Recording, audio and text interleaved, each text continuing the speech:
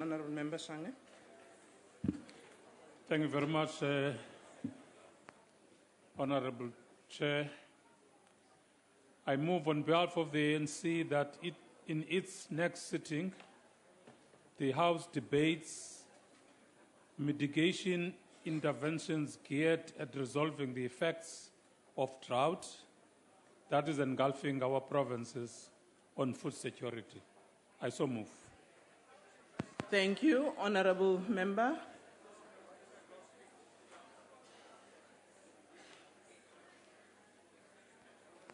Honourable House Chair. Thank you, House Chair. I move. Order. There's already a member on the floor. I'll recognize the Honourable Member. Thank you. Yeah. Thank you, House Chair. I move on behalf of the economic freedom fighters that the House in its next sitting debates the violent attack of black students in the Free State University by their fellow white students together with the staff during the Varsity Cup game. Thank you. Thank you, Honourable Member. Thank you, House Chair. I hereby move on behalf of the Democratic Alliance that at its next sitting, this House debates the wisdom of the International Trade Administration Commission's new proposals on scrap metal exports, which could lead to 400,000 job losses in the informal sector. I so move. Thank you, Honourable Masego. Thank you, Chairperson. I move on behalf of the African National Congress that it is in its next sitting, the House debates improving basic services, especially to poor black yarders and informal areas. I so move. Thank you. Thank you, Honourable Volser. Thank you, Honourable House Chair. I move on behalf of the Economic Freedom Fighters that in its next sitting, the House debates the continued gentrification of our urban areas to the detriment of the working class. Thank you very much. Thank you, Honourable Kubisa. House Chairperson, the next day of this House, I'll move on behalf of the NFP that this House debates South Africa's trade balance and its impact on investor confidence in our country. Thank you. Honourable James.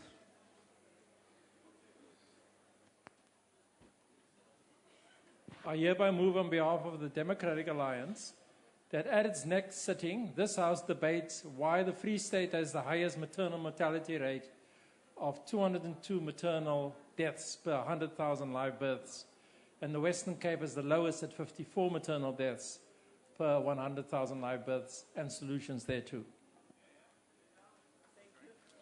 Thank you, Honourable Member. Sengiwe. Thank you, Chair. I move on behalf of the Economic Freedom Fighters that in its next sitting, the House debates the wasteful expenditure by Parliament in securing additional 37 security personnel, bouncers, for 10 million thus far for the past 6 months. I so move. Thank you, Honourable Mahlalela. Honourable Member of the ANC there. Thank you, Chairperson. I move on behalf of the African National Congress that on its next sitting, the House debates improving health and safety conditions in South African mines, as well as strategy to compensate the affected employees. I so move. Thank you, Honourable Member of the NFP. Thank you, Honourable House Chair. On behalf of the National Freedom Party, I move that at the next sitting of this Honourable House, the members deliberate on the issues of the recent increase in racial polarization in South Africa and ways to combat the negative effects thereof on society. I thank you. Thank you, Honourable Member of the ANC. Thank you, Honourable Chair. I move on behalf of the African National Congress that in the next sitting, the House debates the resuscitation of colleges of education in order to assist parents who cannot afford to pay expensive fees and accommodation for their children at universities. So I move. Thank you, Honourable Katia.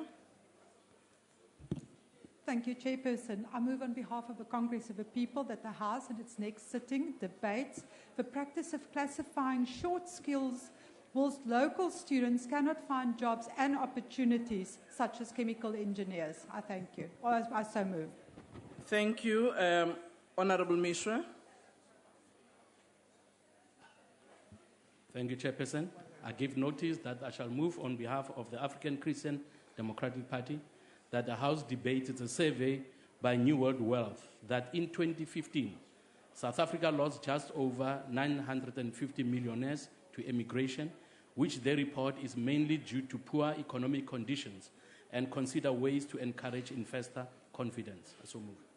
Thank you, Honourable Member of the IFP. Was there a member from the IFP in that corner who raised their hand? No, thank you very much, Honourable Member. Thank you, House Chair. I hereby move on behalf of the Democratic Alliance that at its next sitting, the House debate the IEC readiness for the free and fair 2016 local government election. Thank you. Thank you, Honourable Member of the ANC. Thank you, House Chairperson. I move on behalf of the ANC that in its next sitting, the House debates rural safety strategy to deal with the safety and security of rural communities with special return to farm workers and dwellers. Thank you. Thank you, Honourable Member of the DA. Thank you, Honourable House Chair.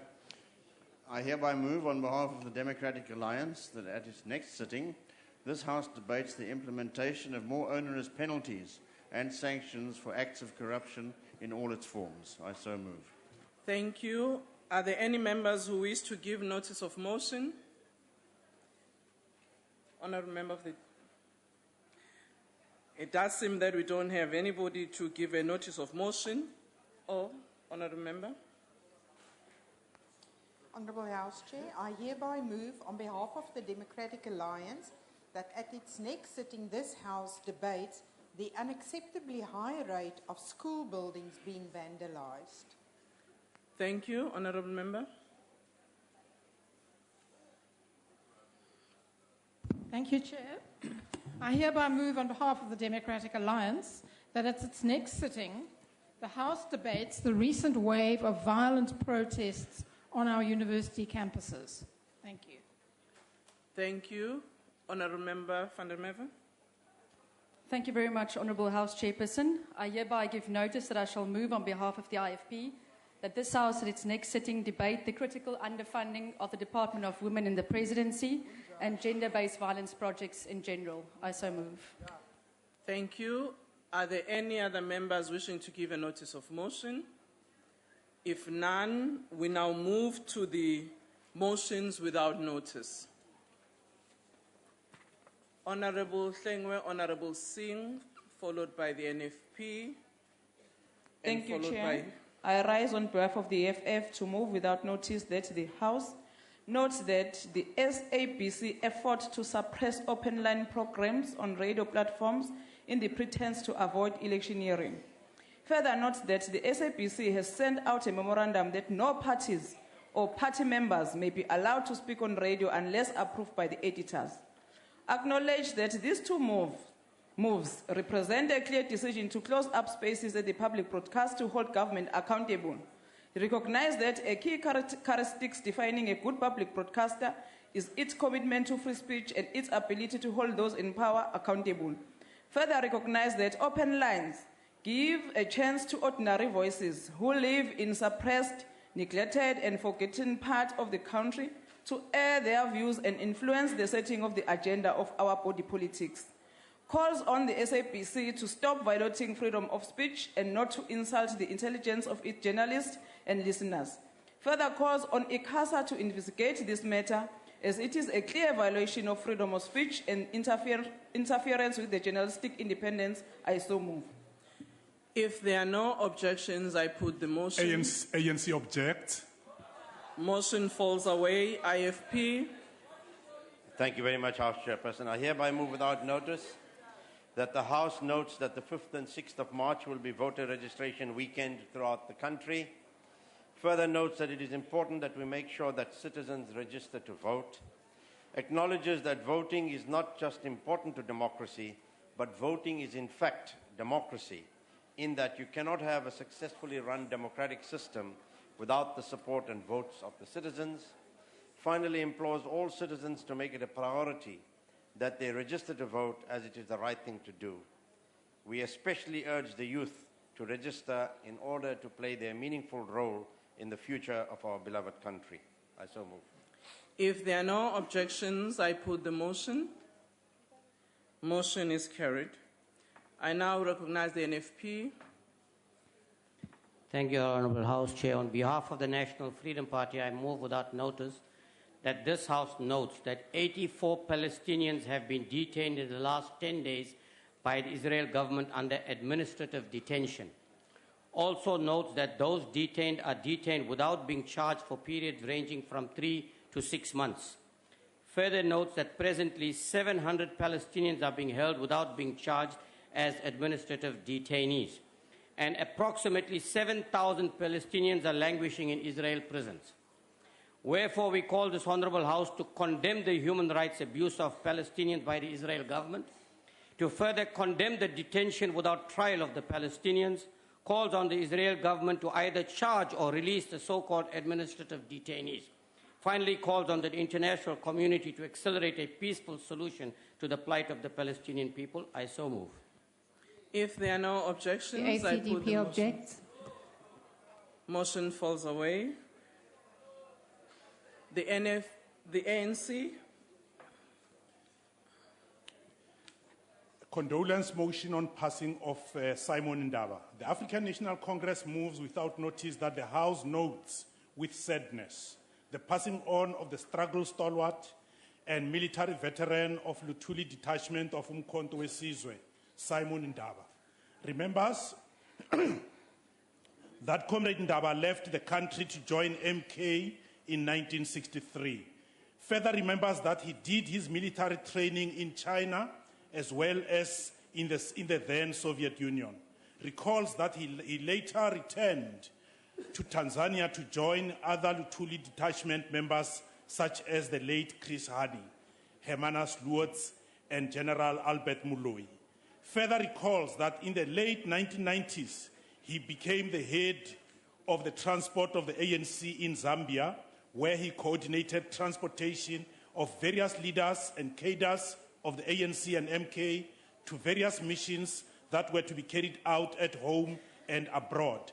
Understands that he returned to the country together with his family following the unbanning of the ANC.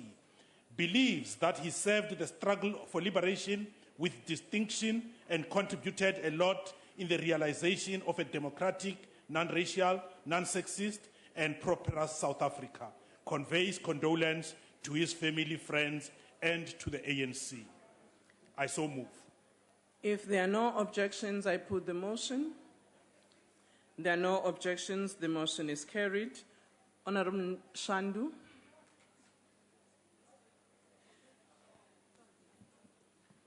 Thanks, House Chair. This is a condolences motion on the passing of our Commissar Tumsane Ngongwane. I rise on behalf of the EFF to move without notice that the House notes the passing of our own Commissar Tumsane Ngongwane from Mpumalanga Province in Kangala region.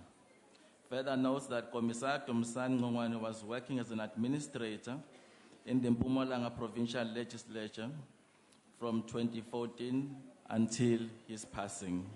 Acknowledges that the passing of Commissar Tumsane Ngongwane is painful and it has robbed our movement of a talent, and he leaves behind the rivers of sorrows that our struggle will have to continue to swim. Again, we would like to send our revolutionary condolences to his family, to his friends, and the community, and calls on this House to send his heartfelt condolences to Commissar Tumsane's family, friends, and community, and that his soul rest in peace, and call on all fighters in the rest of our country to pick on his spear and continue the struggle. Aluta continue to his name, victory is certain. I so move. If there are no objections, I put the motion. There being no objection, the motion is carried. The UDM.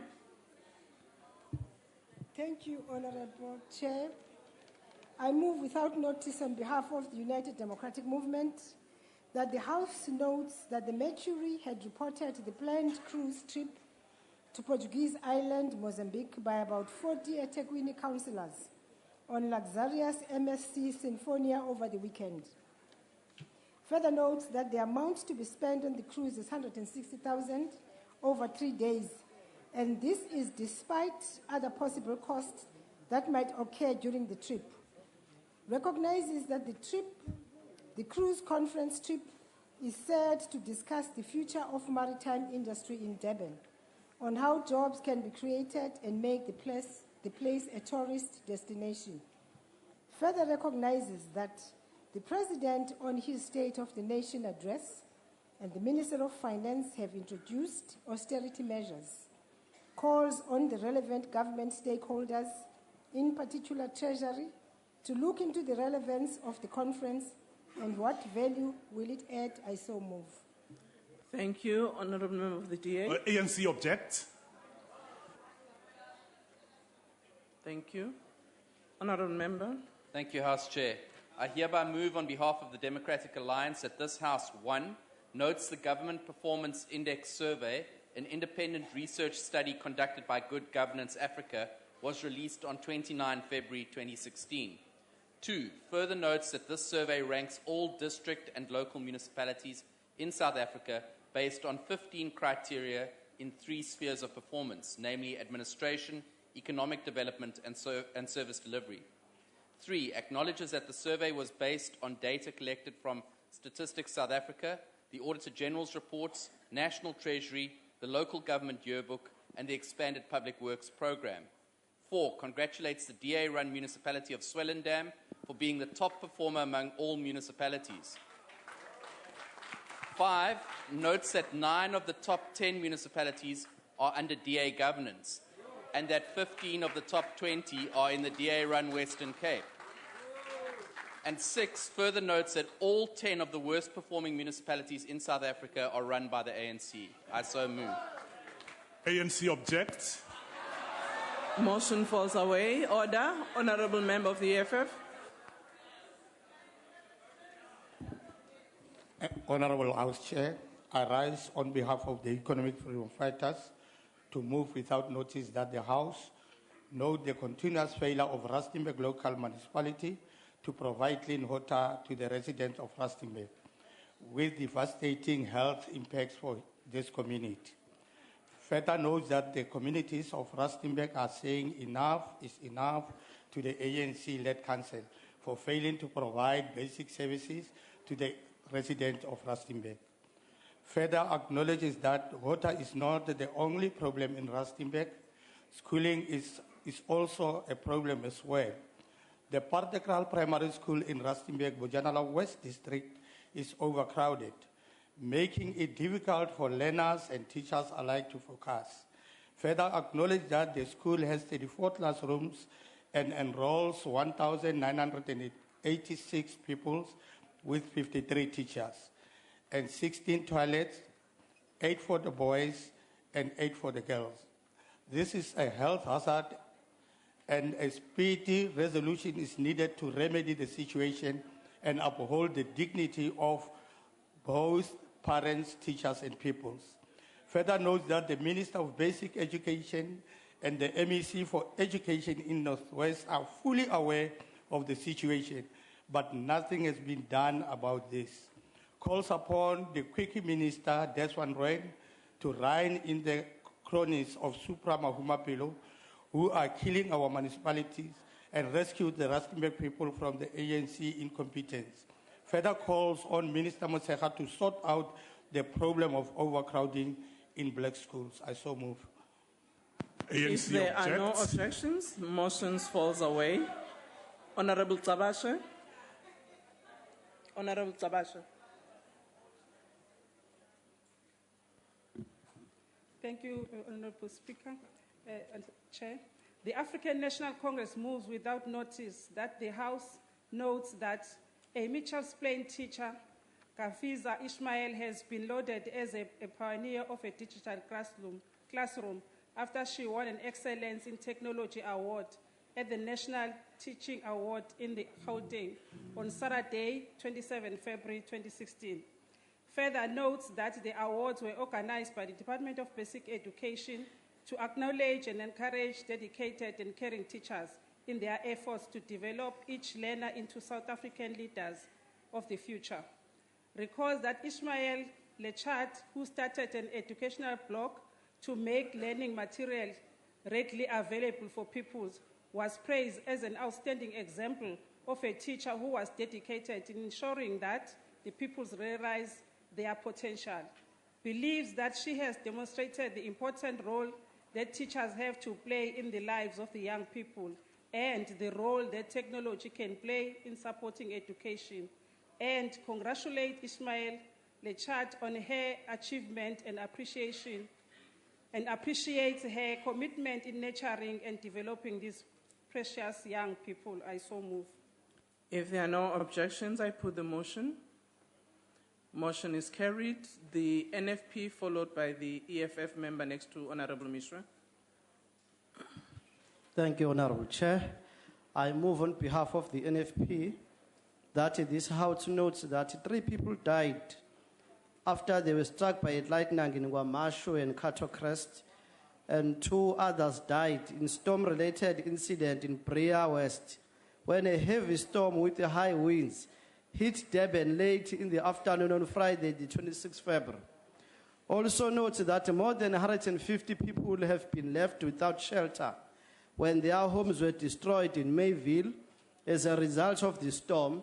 And finally note that people who had been adversely affected by the storm have been complaining about the lack of swift disaster relief by eThekwini municipality.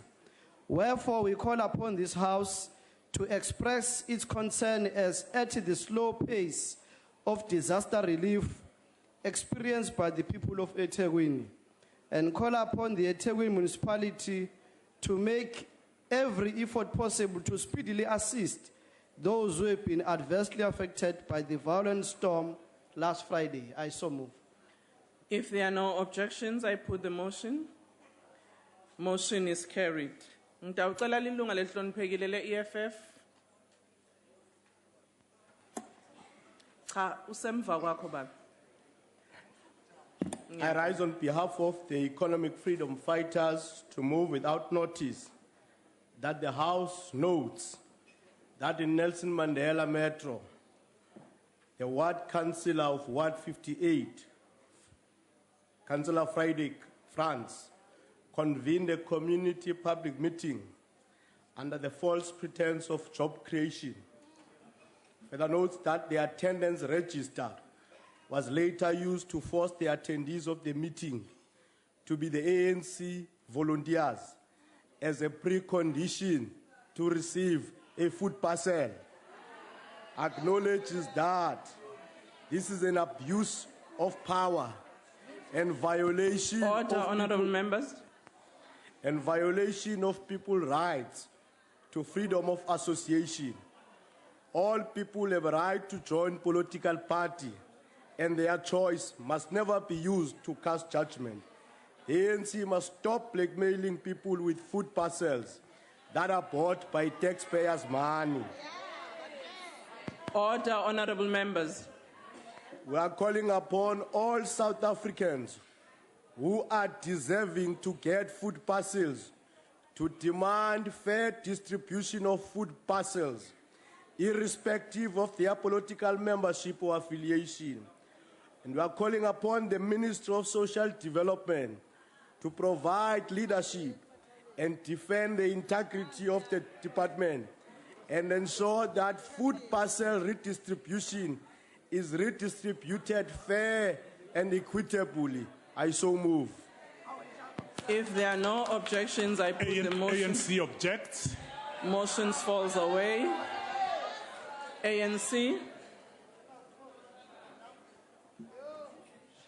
The African National Congress moves without notice that the House notes that the Hermanus artist Margaret de Villiers has won gold at the prestigious Royal Horticultural Society Botanic Show in London on Saturday, 27 February 2016. Further notes that the 77-year-old de Villiers entered her dedicatedly executed watercolor paintings on Erica of the Western Cape. Acknowledges de Villiers' passion for painting of very rare species of Ericas fynbos species, recalls that de Villiers, a Rhodes University graduate in fine art, was the only artist representing South Africa and was one of the 13 gold medalists chosen from 35 artists worldwide last week at the Lindley Hall in Westminster, and congratulate Margaret de Villiers on her achievement and thank her for keeping the flag flying for South Africa in her area of specialization. I so move. If there are no objections, I put the motion. We object. Motions falls away. The NFP and then followed by the EFF. Honourable Speaker, on behalf of the NFP, I move without notice that this Honourable House notes that during the past weekend, protesters have blocked umgwaqo ophakathi kwaseMandeni naseKingindlovu with burning logs because they are fed up with the government's inability to supply them with water. And also note that South Africa is currently in the grip of worst drought in 100 years. And further notes that there are areas in the Ilembe district where the taps have run dry and communities have been supplied water by tankers. And finally notes that despite the efforts of the Ilembe district municipality to provide water to affected communities, the protesters claim that they are not receiving any water at all and that their taps have long since run dry. Wherefore, we call upon this Honourable House to express its concern at the lack of basic human right to water being experienced by people in the Ilembe district municipality, and call upon the Ilembe district municipality to make all effort possible to provide the rural people with living water between eMandeni and Nasekingindlovu with sufficient clean drinking water to meet their basic human rights. I so move. If there are no objections, I put the motion. ANC objects. Motion falls away. The EFF.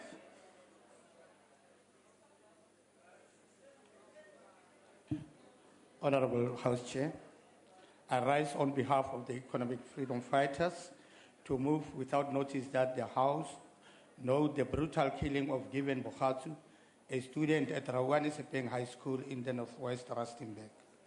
Further knows that Given was shot by the police while standing in front of the gate at his residence. Further acknowledges that to date there has been no explanation of why Given was shot by the police, and that the police who shot him have neither been charged or suspended. Further acknowledges that Given was a brilliant grade 12 student who was only committed to living a clean life free of criminality and drugs. Further notes that on the same day that Given was shot, Mr. Elvis Lukeleni, a community leader, was also brutally shot with several rubber bullets inside the church office by the bloodthirsty police.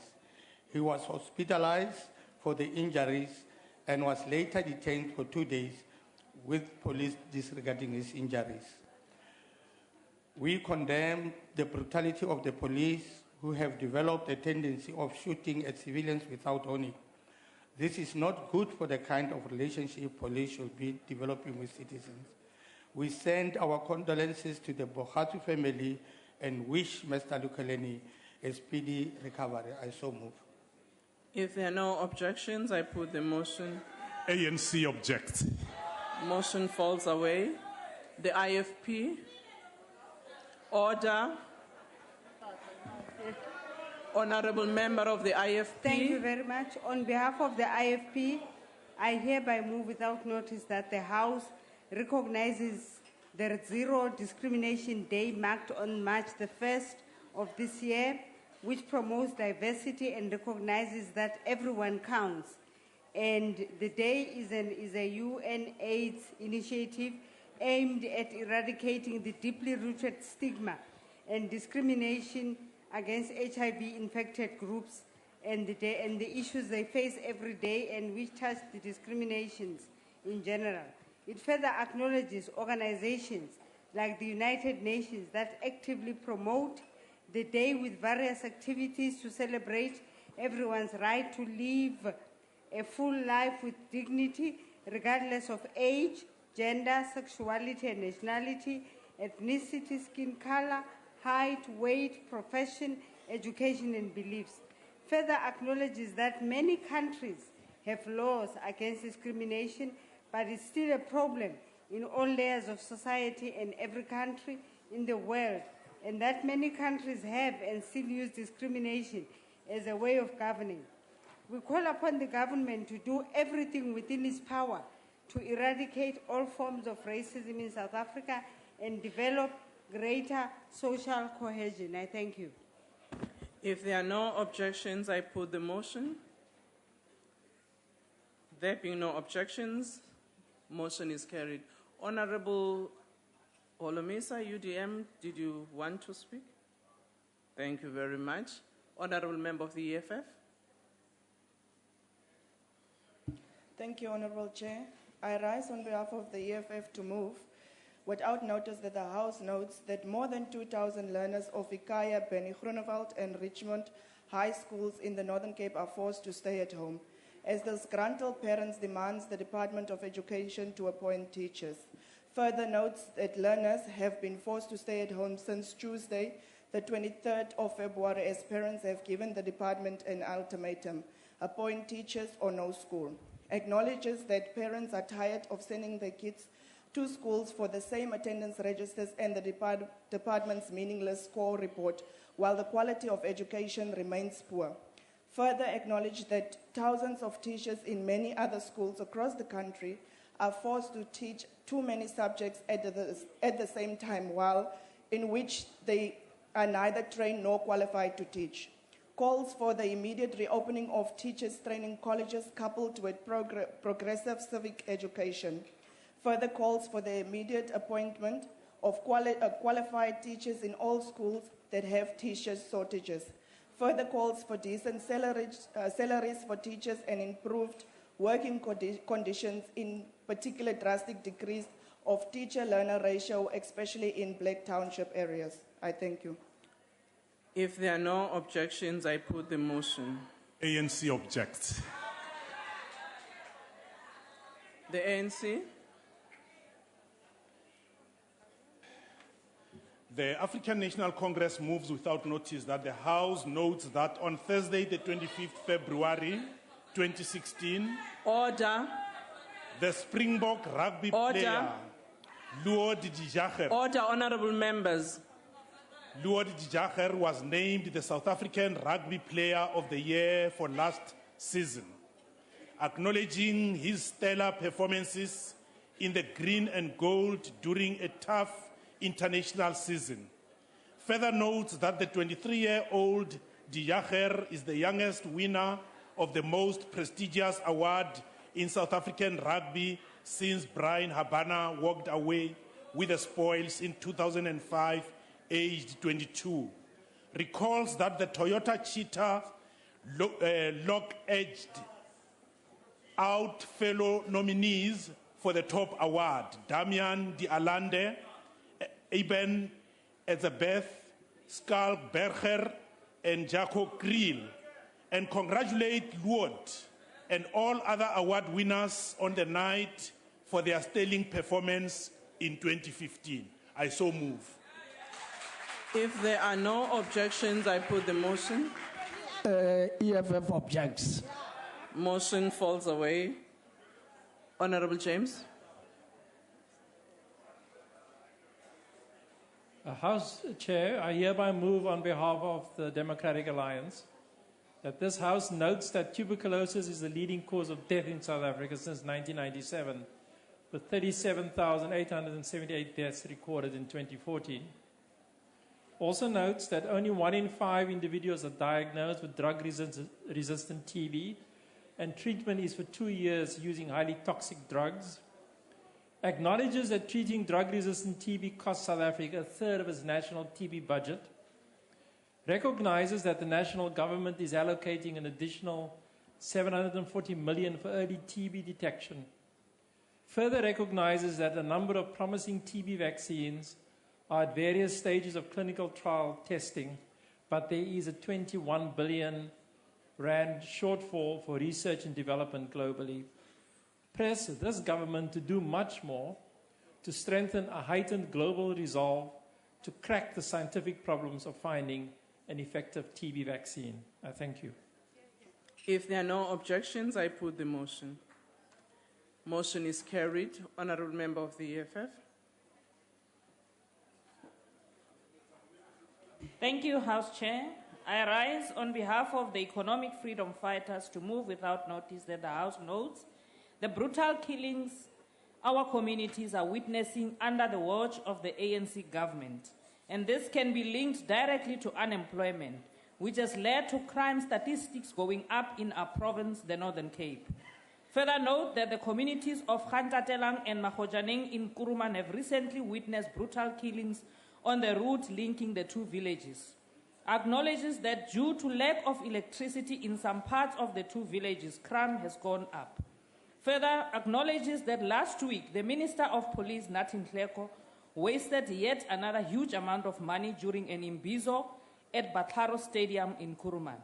Further note that the imbizo meant nothing to us, the people of Kuruman. Northern Cape as a whole needs security, not some talk shops by Minister and his MEC. The Northern Cape needs functional police stations empowered with experienced and committed police officials. We call on the Minister to intervene by making sure that police stations have telephones for communication, vehicles to be able to respond on time to incidents. Acknowledges that this situation is so bad that during my visit at Mutibistad police station some time ago, I had to avail my cell phone for official use because the police station had no working telephone. We call on officials to hang in there. The EFF will capture power in 2019, and all will be empowered and will perform their duties as expected. We further call on the people of Kgantatelang, Sodi, Mahojaneng, and Mutibistad to make the right choice come local election by voting the EFF, because we are the only hope for them. I so move. If there are no objections, I put the motion. ANC objects. Motion falls away. Honourable Member of the DA. Thank you very much, Madam Chairperson. I hereby move on behalf of the Democratic Alliance that this House notes that the Cape Town's V&A waterfront has been nominated as the only proudly South African destination in the prestigious World Travel and Tourism Council's Tourism for Tomorrow Awards. Further notes that this award recognizes the best practice for direct benefits to the social and economic well-being of local people. Also acknowledges the important role of the V&A in generating huge economic benefit to South Africa by supporting local businesses and attracting tourists. Also acknowledges that the waterfront now attracts more than 24 million tourists per year, making it the country's most popular tourism attraction. Also acknowledges that in 2014, the waterfront contributed around 52 billion rand to South Africa's GDP, and further acknowledges that the V&A waterfront was named the preferred bidder by the Transnet National Ports Authority for a luxury dedicated cruise terminal to be built at this harbour for an estimated 179 million rand investment. Also recognises that the V&A has always kept environmental and social responsibility at heart, investing 100 million rand in environmentally friendly practices and helping many homeless people to reconnect with their families. And lastly, that this House congratulates the management, investors, staff and businesses of the V&A waterfront on this remarkable achievement for being the only South African nominated attraction for this international award. Thank you. If there are no objections, I put the motion. Motion is carried. Honourable Paulson. Thank you, Honourable House Chair. I rise on behalf of the economic freedom fighters to move without notice that the House acknowledges the work done by the Friends of the Children's Hospital Association, FOSHA, in their role as the lead organisation providing non-medical support to patients, their parents, and the caregivers at the Red Cross War Memorial Children's Hospital. Notes that many of the patients, along with their parents, could come from anywhere on the African continent. Further notes that often the parents are unprepared for the long treatment periods and rely heavily on FOSHA for assistance. Further acknowledges that FOSHA provides 3 meals per day, toiletries and clothing to parents and caregivers where necessary. Further notes that the active participation of parents and caregivers eases the trauma experienced by patients, and reduces the patient's recovery time. Further notes that FOSHA is fortunate to have the support of Mustadafin Foundation that provides the daily hot meals, Got Care that supplies toys for the patients, and Soul Foundation that provides a weekend volunteer program that provides social support for patients. That the House congratulates FOSHA for the critical role they are playing in our communities. Thank you very much. I so move. If there are no objections, I put the motion. There being no objections, the motion is carried. Honourable Member of the DA. Order. Thank you very much, House Chairperson. I hereby move on behalf of the Democratic Alliance that this House notes that an Afrobarometer report released today surveyed attitudes across the continent towards foreign nationals and lesbian, gay, bisexual, queer and intersex people. Further notes that the report found that 2/3 of South Africans are accepting of the LGBTQI community, one of the highest rankings on the continent, behind only Cape Verde and ahead of Mozambique. Notes with concern, however, that South Africans are among the least tolerant on the continent towards foreign nationals at 68%, trailing far behind the continental average of 81%. Also notes that 1/3 of South Africans would strongly or somewhat dislike a foreign national as a neighbor, the 6th highest on the continent. That we also then commend government and civil society efforts and programs that promote tolerance and diversity, and also call on government and civil society to intensify such efforts and programs to combat intolerance in our country, particularly towards foreign nationals and the LGBTQI community. I so move. If there are no objections, I put the motion. The ACDP objects. Motion falls away. The DA. Thank you. Order, Honourable Mthembu. You are going to be following. Honourable Member. Thank you, House Chair. I hereby move on behalf of the Democratic Alliance that this House notes that the film Mad Max Fury Road walked away with 6 Oscars at this past Sunday's 88th Annual Academy Awards. Also notes that the movie was largely filmed in the Namib Desert of Namibia and in various locations within South Africa. Further notes that scenes were also shot at the state-of-the-art Cape Town Film Studios. Acknowledge that South Africa's beloved Charlize Theron starred as the leading actress of the film. Congratulate the South African men and women who formed part of the international crew. I so move. If there are no objections, I put the motion. There being no objections, the motion is carried. Honourable Mthembu. Thank you, House Chairperson.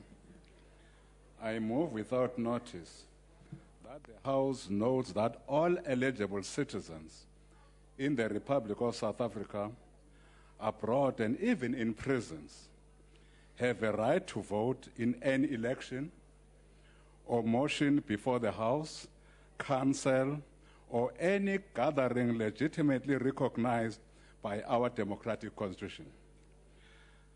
House Chair, I further noting that no person, courts of law, or organ of society can deprive any member of this august House by virtue of holding a different view or on any other pretext.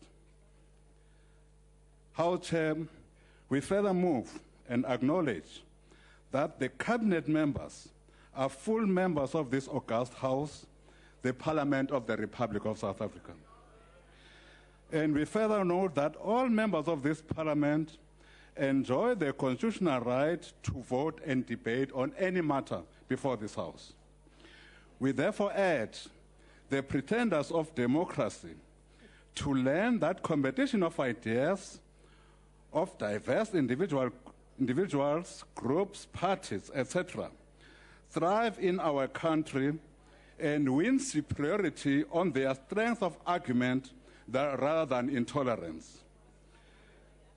House Chair, we therefore call on all ANC cabinet members, deputy ministers, to freely participate in all debates and votes of this august House as members of Parliament. I so move. If there are no objections, I put the motion. We object on the basis of unconstitutionality. Well, I'm not sure about the constitutionality or non-constitutionality of the matter. Thank you very much, but the motion falls away. Honorable members, I've not noted any hand for a motion without notice. I take it that that was the last one. I also observe that the election campaign mood has started even for 2019, not just for the local government election. Well, I hope the best party will win. The first item on the order paper is the member statements. Does any member of the ANC wish to make a statement? Honorable Member Maxakwana.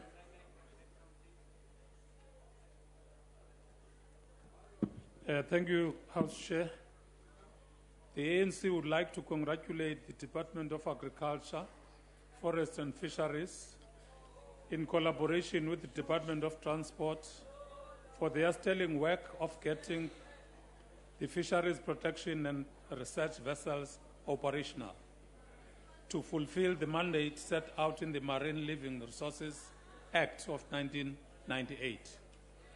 We also commend our government for the vast improvement in the implementation of the integrated fisheries security strategy under the tight budget environment. The strategy is key in the fight against illegal, unregulated, and unreported fishing to ensure sustainability of the fisheries resources. We are now assured again that the fisheries resources will be better protected for the benefit of the current and future generations. The sustainability of the fisheries resources will contribute significantly towards food security of the coastal communities. I thank you. Thank you, Honourable Member, the Democratic Alliance. Thank you, Chairperson. Yesterday was the deadline for Minister Motshekga to release the much anticipated and long-awaited Jobs for Cash SATU report, but there has been no sign of it. We want to know why the Minister missed her own deadline. Now we know that this report is going to show how SATU aligned officials are taking bribes in return for allocating teaching posts. We know that this report is going to show how 6 out of 9 provincial education departments have been captured by SATU. And we know that it will show how SATU is depriving disadvantaged children of a decent education. But we also know that the ANC leadership is very sensitive about taking on SATU because of SATU's power in the tripartite alliance. Now, I see that Minister Motshekga is again absent from this House. So, in her absence, will Deputy Minister Surti assure this House that this missed deadline has nothing to do with internal ANC politics, and will he commit today to releasing the Jobs for Cash report within the next week? I thank you. Economic Freedom Fighters. Thank you, Chair. The Economic Freedom Fighters would like to congratulate our Treasurer General and a former member of this House, Commissar Magdalene Munsami, for completing all requirements to be admitted as an attorney of the High Court. The Treasurer General's admission as an attorney of the High Court is the proof that the EFF is a revolutionary movement and that our struggle for economic in our lifetime is led by capable and progressive leaders who value education. Ordinary South Africans from all walks of life have their human rights and dignity trampled upon on a daily basis. And it is leaders such as our Treasurer General who have to sacrifice their own safety and challenge vested interests and stand up for the right of the downtrend against vicious, corrupt, and immoral entities. Honourable Member, your time. But this is a progressive statement. Order, Honourable Member. I have noted that. I would like to remind honourable members that for member statements, each member has 2 minutes. Sorry, 1.5 minutes, I'm sorry. The ANC. Yes, honourable member. Thank you, Chairperson. As the African National Congress, we have prioritized the creation of a fully inclusive post-schooling education system that allows all South Africans access to opportunities in the economy and society. It is against this background that the ANC commends vets and UJSRCs on embarking on the #Access campaign to raise funds for the students falling on the missing middle category. For now, the government alone is not able to raise all the money required to enable access to higher education. As the ANC, we want to acknowledge and welcome efforts by universities to join hands with students to raise funds for the missing middle. We also want to thank all those that have donated towards this campaign and also urge private sector to support these initiatives as their companies benefit from the intellectual capital produced by these universities. The #Access campaign will go a long way in providing access to higher education. Furthermore, we condemn acts of violence that we have seen at some institutions, particularly in Northwest and Free State universities. Such acts can reverse the gains that we have made since the dawn of democracy. We call on the management and student organizations in these universities Honourable Member, to your strengthen time their is up. relations in communication. Order, Honourable Member. IFP. IFP. Yes, thank you, Honourable House Chairperson. Honourable House Chairperson, our public broadcaster never seems to be able to escape controversy for far too long. Just recently, reports indicated that Mr. Tlhaudi Motsoeneng is offering 100,000 rand to anyone who's able to expose those who leak internal information to outsiders. It comes as a surprise, though, that the public broadcaster has this kind of capital to waste on such extreme paranoia. Now, media reports indicate that the SABC has closed open phone-in lines for the period leading up to the local government elections, effectively putting a stop to anyone from the public participating in any pertinent issues simply because their comments might be critical of the ruling party. Clearly, this move resembles the past actions of the apartheid regime and is not what one would expect from the public broadcaster in a democratic dispensation. The IFP has often warned in this House that the SABC is fast losing its credibility as a public broadcaster by intentionally blocking the voices of our citizens to express themselves on any issue that is important to them. The slide to a state broadcaster is now almost complete. Finally, Honourable House Chairperson, the local government elections must be free and fair. But clearly, this alleged directive is a direct assault on our democracy. We therefore today call on the Minister of Communications to assure the public today that their continued participation on the SABC is non-negotiable and that this preposterous gag will be lifted without delay. I thank you. Freedom Fund.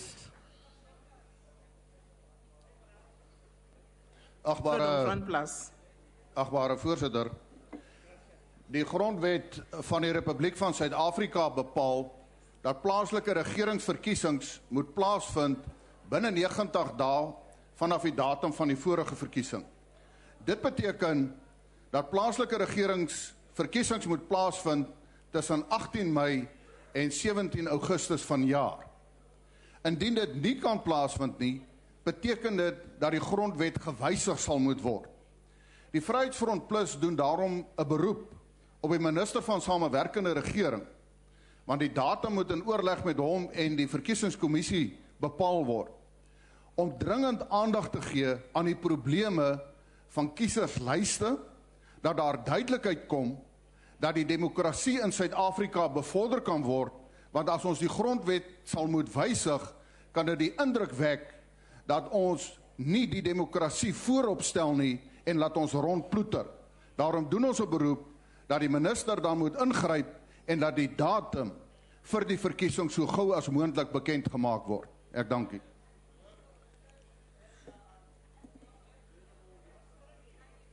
The ANC, Maseko. Thank you, Chairperson.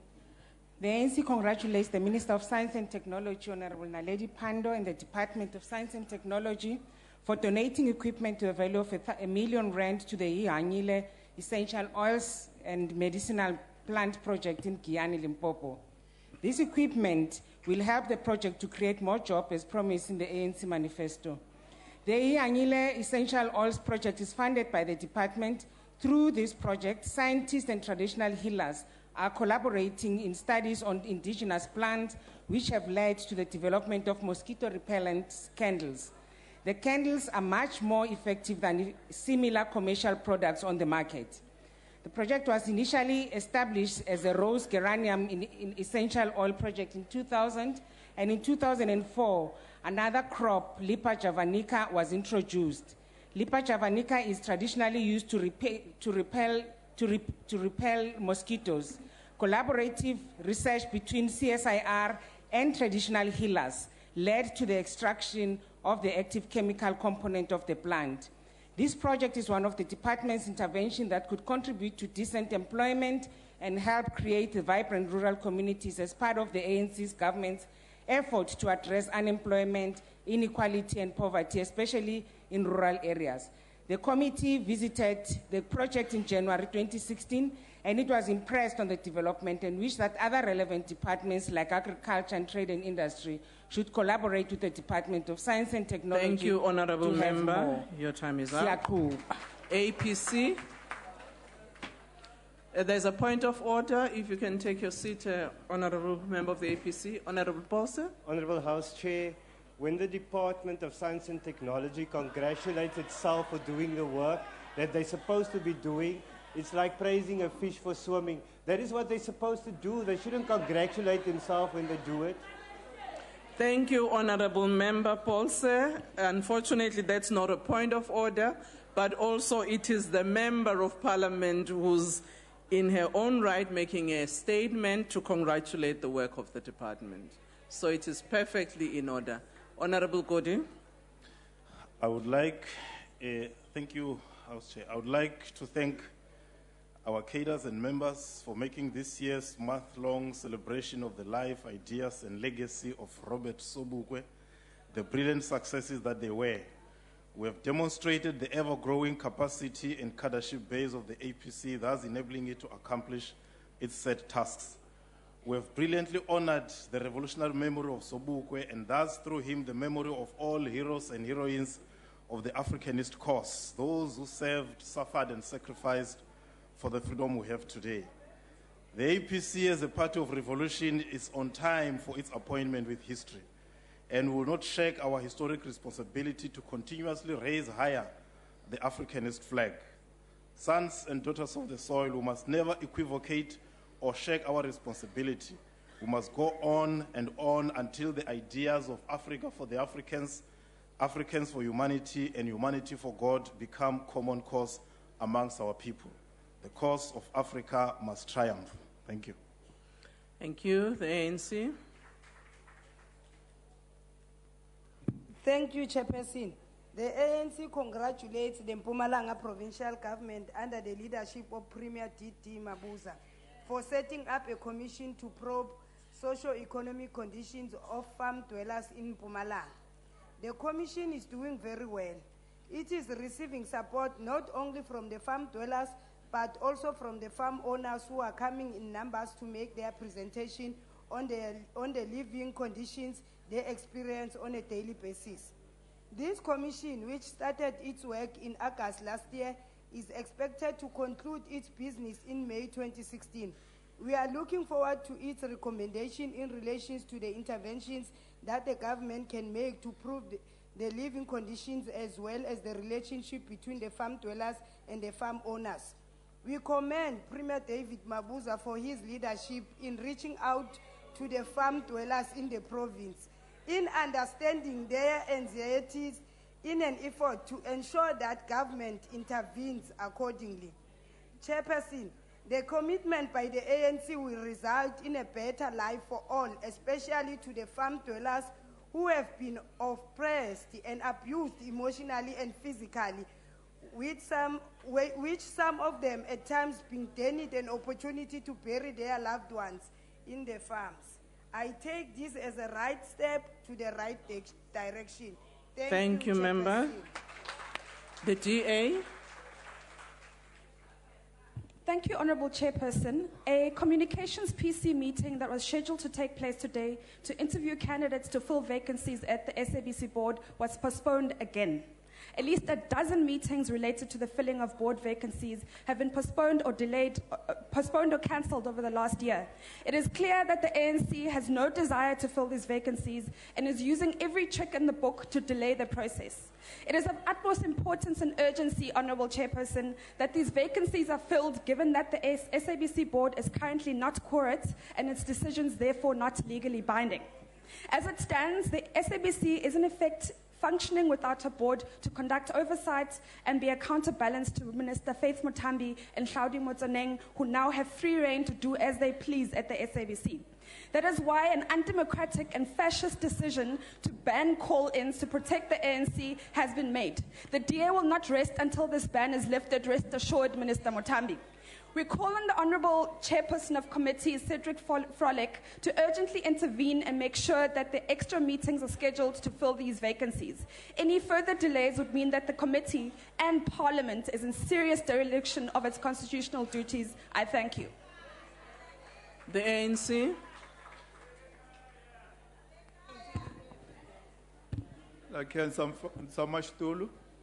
ANC yoyozela municipality wa Musina ehansi ka vufambisi bya Mayor Ramchavseki Mhloti Mhlope eka ntirho wa project ya internal streets paving Ennisfield extension 8. Project leyi ya ku antswisa mapatu hi nongonoko wa municipal infrastructure grant 2015-2016 financial year. I project leyi akiwaka hi ntsengo wa ku ringana 9 million rand. The project has a multiplier effect in the sense that it has created direct employment, indirect employment, and induced employment. The ANC believes that this project is in line with its 2011 manifesto commitment of rolling out infrastructure that contribute towards job creation, poverty eradication, and income generation, applying labor-intensive methods. ANC is moving South Africa forward. Nakens. The PAC, Pan-African Congress. Yeah. As the PAC will remain highly disturbed by the recent developments in our institutions of higher learning, the recent outbreak of workers and student protest needs political leadership consent to take responsibility to provide guidance and solutions as to ensure that our institutions of higher learning return to a state of normality. Every time our people engaged, the authorities silently, peacefully, and professionally, they are deliberately ignored and instead are subjected to police brutality, caught in their deeds. We continue to condemn the attitude and approach of the Minister of Higher Education and his careless utterances that are rubbing off to vice chancellors. Workers in universities are saying the outsourcing is robbing them of their benefits, and we know the reality of this, and there is no way we can keep quiet as leaders run from one genuine engagement and hide behind South African police, courts, and private securities. Honourable Member of the ANC. And thank you, Chairperson. The ANC calls on the Human Rights Commission to expedite its investigation on allegations of worker abuse, racism, and unfair labor practices leveled against DA leader in the Eastern Cape, Antol Trodip. Trodip and his family have been accused by their former workers of allegedly perpetrating human rights abuses, being racist, and using unfair labor practices at their family farm in the Eastern Cape. Among some of the serious allegations against Trodip is that he likened some of his former workers to baboons. We urge the Commission to get to the bottom of these allegations without any delay. The ANC has noted a series of allegations of human rights violations by many farmers nationally. We acknowledge this challenge faced by poor farm workers, and we are working very hard to address it through policies and other measures. We are reviewing and strengthening legislations that put the interests of workers first, such as the amendment of the extension of the Security Tenure Act, a bill against farming evictions. The ANC-led government has adopted sectoral wage determination to stop abuses and discrimination against vulnerable workers, of which workers are the most vulnerable. I thank you, Chairperson. The Democratic Alliance. Thank you, Chair. Far too many ANC councillors use their positions as a means to get rich. In a ward in Zanin, an ANC councillor collected the leftover building materials from a toilet construction project and resold them for his personal profit. When residents of the ward approached the same councillor for a proof of residence document, they were told to go to the ANC offices to apply for them. Since when does an ANC office have the mandate or authorization to issue a proof of residence? Amazingly, after several large DA community meetings in the ward, the council announced that 30 new RDP houses would be built there. It would appear that if you want a new house, go and join the DA, and the ANC will try and buy you back. He then invited a select few to the meeting with the ward committee and the contractor at the ANC offices. Those select few were offered work with the contractor. No procedures were followed, no database was established or used, and the community were not advised about the meeting. It's time the ANC stopped allowing its councillors to use patronage purchased by public funds to make themselves rich and feeble attempts to win votes. I thank you. ANC.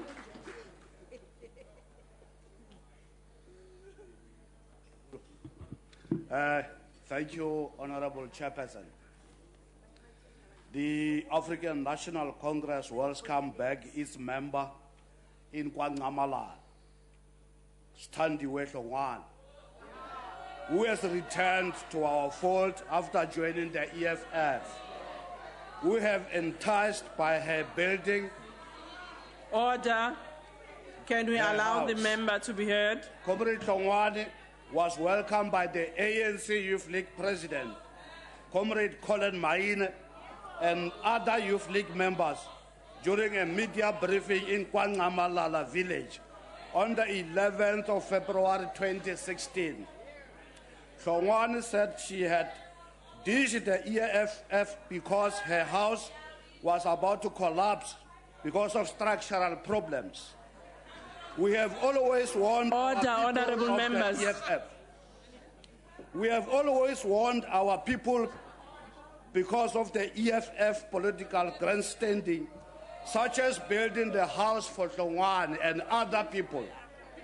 A mother of four, Comrade Hlongwane, was handed a house built by the EFF 2 years ago as part of their general elections campaign. As soon as the house was handed over by the EFF, the roof caved in. Order, honorable member, your time is up. The walls and the towers cracked. Honorable member, your time is up. Thank you.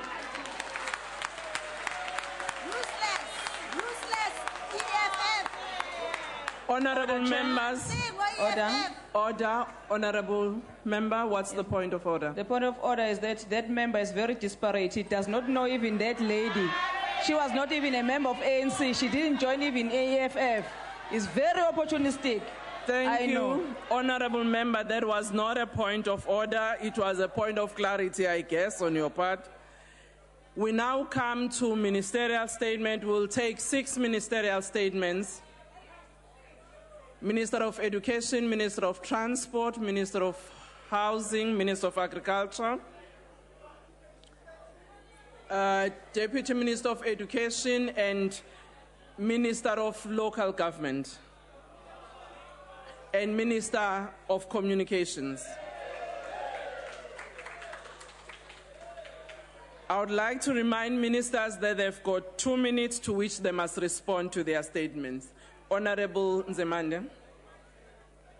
Thank you very much, Honorable Chair.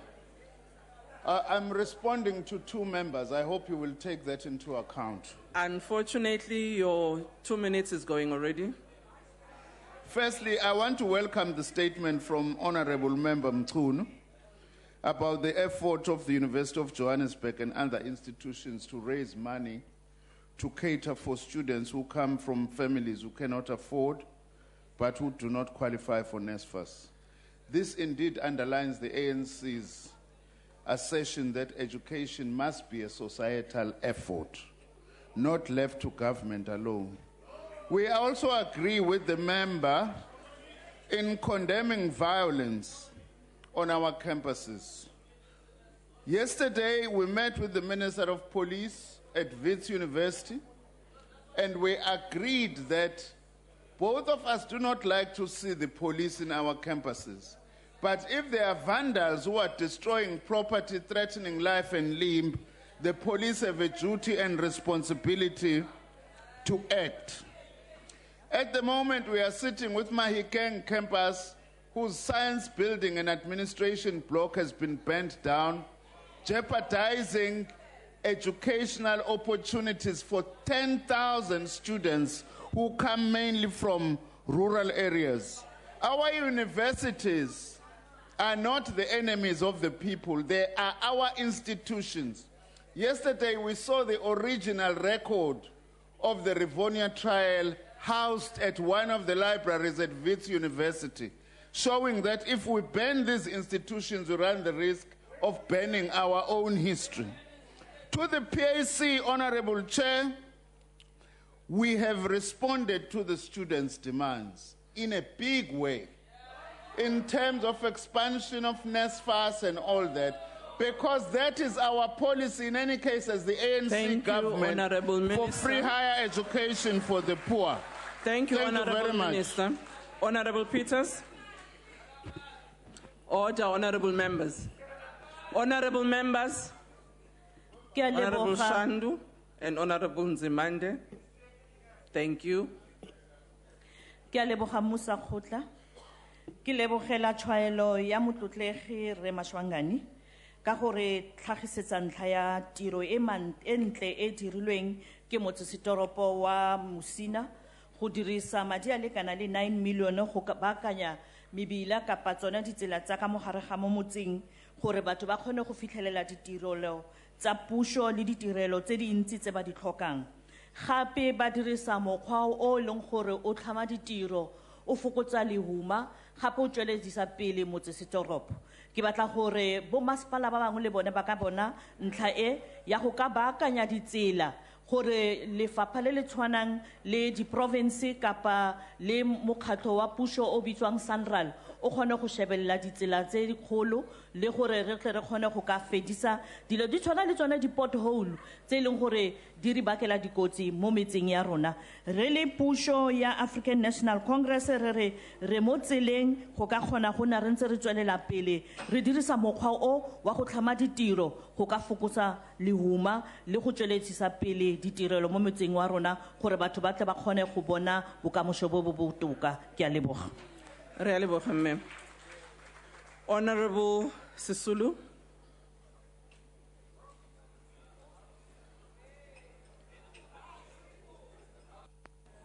Thank you, House Chair. House Chair, my advice to the EFF is that should they want to build any houses, I'd like to encourage them to do that. One, they should check that the person they're building the house for is not a previous beneficiary, as happened when you build a house in Kandla. And secondly, please register with the NHBRC, who will help you make sure. Order. Honorable Sisulu, can you take your seat? What's the point of order, Honorable The point of order is that we haven't raised any issues pertaining housing. I don't know why the minister Honorable member. No, I don't know why the minister is talking to us. He must talk to her member there, not Honorable member, thank you very much. Can you take your seat? That was not the point of order. Honorable Sisulu. I'd like to encourage the EFF to continue building houses, but they must register with the NHBRC. Secondly, the honorable member at the back there is... it has been Order. Honorable Sisulu, can you take your seat? Mage Kaula. Ngiyabonga lento ayishoyo. Kodwa izinto azenza zomxhaso ziyavuza zonke ziyafa. Angazi ukuthi ukhuluma ngani umhlonishwa ngaphambili. Ngiyabonga ke Aka mama lo kuyimanje ufuna ukubiyela umuzi wakhe. Ambani nombiyela nami ngifuna ukubiyela. Make khawula. Ngikuvumela ukhulume kodwa ke akusile iphuzu lesincomo esifanele leso alingendawo kuyimpendulo. Qhubeka lungehloniphekile Sisulu. All the houses I build are registered with the NHBRC. The honorable member at the back there was indicating that it has come to attention that the ANC councillors are selling houses in order to get registration and voting for ANC. I'd like to indicate that when the president relaunched the N2 project here in the Western Cape, he was accompanied by a few of the ministers, including Minister Mukunyane and the Deputy Minister. The residents of Langa came to the president and complained to the president that the allocation by the city of Cape Town of the adjacent flats in Cape Town were allocated in line with ensuring that the people are DA people and they vote DA. This is true. This is what was told to the president. Order. Honorable Sisulu, you can continue. You'll find the evidence in the newspaper that came the day after. These were complaints that came from the community. The president Honorable has Minister, since... I'm sorry your time is up. Honorable Sisulu. Thank you very much. Thank you very I'd like much. to emphasize that no political party can build a house, Order. especially the Honorable DA, Surti. for their own members. Thank Honorable you. Surti. Thank you very much, Honorable Chairperson. Honorable Chairperson, on Saturday we celebrated the incredible achievement of our educators in our country. It was the National Teachers Award where we paid tribute to the thousands upon thousands of educators who have served passionately and unstintingly to our society. Thousands upon thousands of these educators are from different teacher unions, particularly the South African Democratic Order, honorable members, can we allow the Deputy Minister to respond? If the honorable members wish to get a response, they will indeed get it. We are certainly not going to make any over-hasty generalizations. What we can share with you that when we constituted the commission, we did so under the chairperson of a very credible academic, Professor Volmink. We also ensured that the Department of Constitution Development and Justice is part of it so that the necessary processes can be initiated and that there were independent auditors. An interim report has indeed been provided and a final report, I suppose, would have been submitted. I can assure the honorable members that indeed this will basically be made available to this particular house very imminently. With regard to the minister was on a flight to Cape Town, and because of a technical problem, the flight had to return to Johannesburg, and hence her absence here. What I can assure the honorable members that is unlike the DA, where a person is responsible for a travesty or violation of a constitutional right such as racism, we would not take kindly to it. We have instructed the team to proceed with any criminal action irrespective of whether or not the final report has been submitted. That is our commitment to accountability. That is our commitment to transparency and to the erosion, to the elimination of any form of corruption from wherever it may occur. We are certainly not subject to the influence of any union or any particular entity in this government. Thank you. Honorable Van Rooyen. Thank you very much, House Chair. Order. Akbare Groenewald, we fully agree with your concern about the recent outcome of the electoral court ruling. Because firstly, we are concerned since the recent information indicates that not less than 7.2 million of our voters in the voters' roll don't have addresses. So that simply says there is so much work to be done to ensure that we provide addresses to those voters. But I must confirm, Honorable House Chair, that the IEC, competent as it is, it's working very hard to make sure that the elections are held within the prescribed period. But then secondly, rest assured, because this is not the only issue that will need us to consider. There's also an issue around the security. There's also an issue around the provisions of the demarcation outcome. As you know, that there are new municipalities that has been amalgamated. So we need to make sure that these municipalities are ready to take office after the elections. So we will, of course, within the prescribed period, provide the details of the election date. I'll request that you must exercise your patience and wait for all this other process to be perfected. Thank you very much. Point of order. Order. What's the point of order, Honourable Member? We appreciate the Minister of Culture's response, but he has not explained to us what he's going to do about corrupt councillors selling private Honourable books. Member, thank you very much, but while I note your point of order, ministerial responses respond to issues that have been raised by members. Because of time, they may not respond to all of them. And he has responded to some of those that have been raised, and I hope we appreciate that. Honourable Mutambi. Thank you, Honourable House Chair. Honourable Van Damme, the allegation that the SABC have canned the open lines on all its radio talks to block anti-government callers from expressing their frustration, it's incorrect. It is devoid from the truth. There is no such thing. I want to assure you, Honourable Van der Merwe, that the SABC has never changed on its normal programs. The SABC has always maintained that the current affairs must be handled by the news department. You all know that DJs and magazine presenters are not competent to deal with current affairs. And I want to assure you that the SABC will always ensure that there is responsible reporting and freedom of speech. It is common cause that the SABC does not encourage the use of their platforms to sow hatred and to sow racism in this country. Deputy Speaker. Yes, Honourable Member. Deputy Speaker, point of order. Yeah. I think the minister is talking about another SABC, not the one that we know. Honourable Members, we've come to the end of ministerial responses because a maximum of 6 ministerial responses quota unfortunately has been reached, and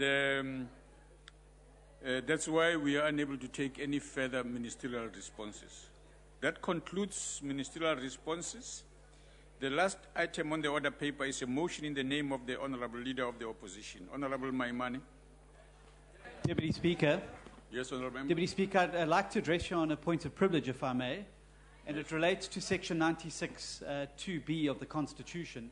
Deputy Speaker, I'm in receipt of a letter which you sent back to me during the course of this week, where I'd raised various matters. It was a 3-page letter. I got a half-a-page response.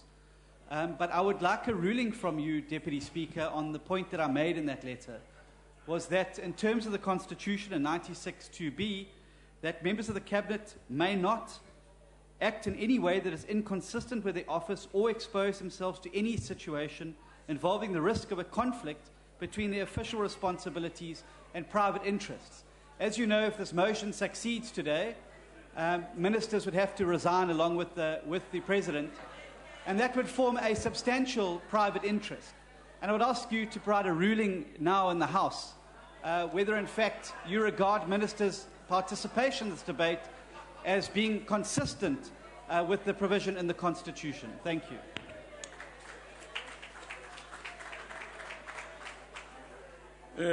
Honourable Members, the issue that raised by the Honourable Chief Whip of the Opposition in preparation for this debate, I wish to rule as follows, as he is requesting now, on the question of whether certain members of the House may participate in proceedings when the motion of no confidence in the President is considered. Order, Honourable Members. Members, including most ministers and deputy ministers, are elected representatives who are not serving in their personal capacity, but as representative of the people of this country. They have been sent to Parliament to represent their constituencies and should therefore not be deprived of their rights and privileges lightly, nor should the House be deprived of their views. As correctly pointed out by the Honorable Chief Whip of the Opposition in his letter dating 25 February 2016, members, including ministers and deputy ministers, are constrained by the rule of law and the principle of legality to at all times act lawfully and constitutionally. Ministers and deputy ministers have a constitutional obligation not to act in any way that is inconsistent with their office or expose themselves to any situation involving the risk of a conflict between their official responsibilities and private interest. I'm not aware of any rule of the National Assembly or law that provides for the exclusion of members of cabinet and deputy ministers from a vote in terms of Section 102(2) of the Constitution. Under the circumstances, I cannot instruct any member to leave the House during consideration of the motion of no confidence in the President. Therefore, the debate continued as requested by the Leader of the Opposition and subsequently scheduled by the Speaker as required by the rules. That, honourable members, is the view that we would like to do. Honourable Maimane, it's your turn, sir.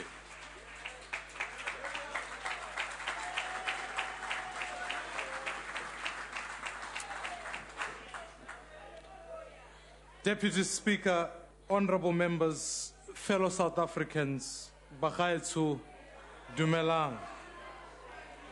The motion we are about to debate in this House is crucial for South Africa.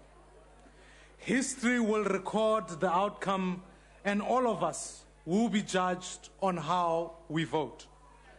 I appeal to every member of this House to consider the ramifications of their vote on this motion very carefully. Honourable members, this is not an easy time in our country. It's the most difficult period we've ever had to endure in the 22 years of the history of our democracy. So many people, sorry, I can't proceed. Order. Honourable members, guests in the gallery, honourable guests in the gallery, you are not allowed to do that. You can't sing or participate in the work of Parliament in the first place. You shouldn't do that. You should have been advised that you are not allowed. Honourable members, you are interrupting me. I can't even express my opinions here. You are out of order yourself. Order. Honourable members, order. I'm addressing people in the gallery. I hope you have understood the reasons why it is important that you not do that. Go ahead, honourable member. Sorry, Speaker, I can't proceed. Proceed. So many of our people are jobless, hopeless, and powerless to do anything about it. Minister Pravin Gordhan sketched this perilous situation vividly in his budget speech on Tuesday. We madi a mpiwa fela kgotsa social grant a ka se ka kgone go emelana le tlhwatlhwa kgotsa inflation ya dijo mme botlhokatiro bo santsane bo oketsega. Se e ne se budget ya batho ba dikobo di dikhutshwane. Our people are on the ropes and they're reeling from one blow to another. Honourable members, every parent raising children in South Africa today is fearful of the direction we are heading in and what this means for the children's future. Every owner of a small business worries about the employees she's responsible for, of the mouths they must feed, and what it will take to keep them employed and out of poverty. And every single one of the 8.2 million unemployed citizens in our country feels a sense of betrayal.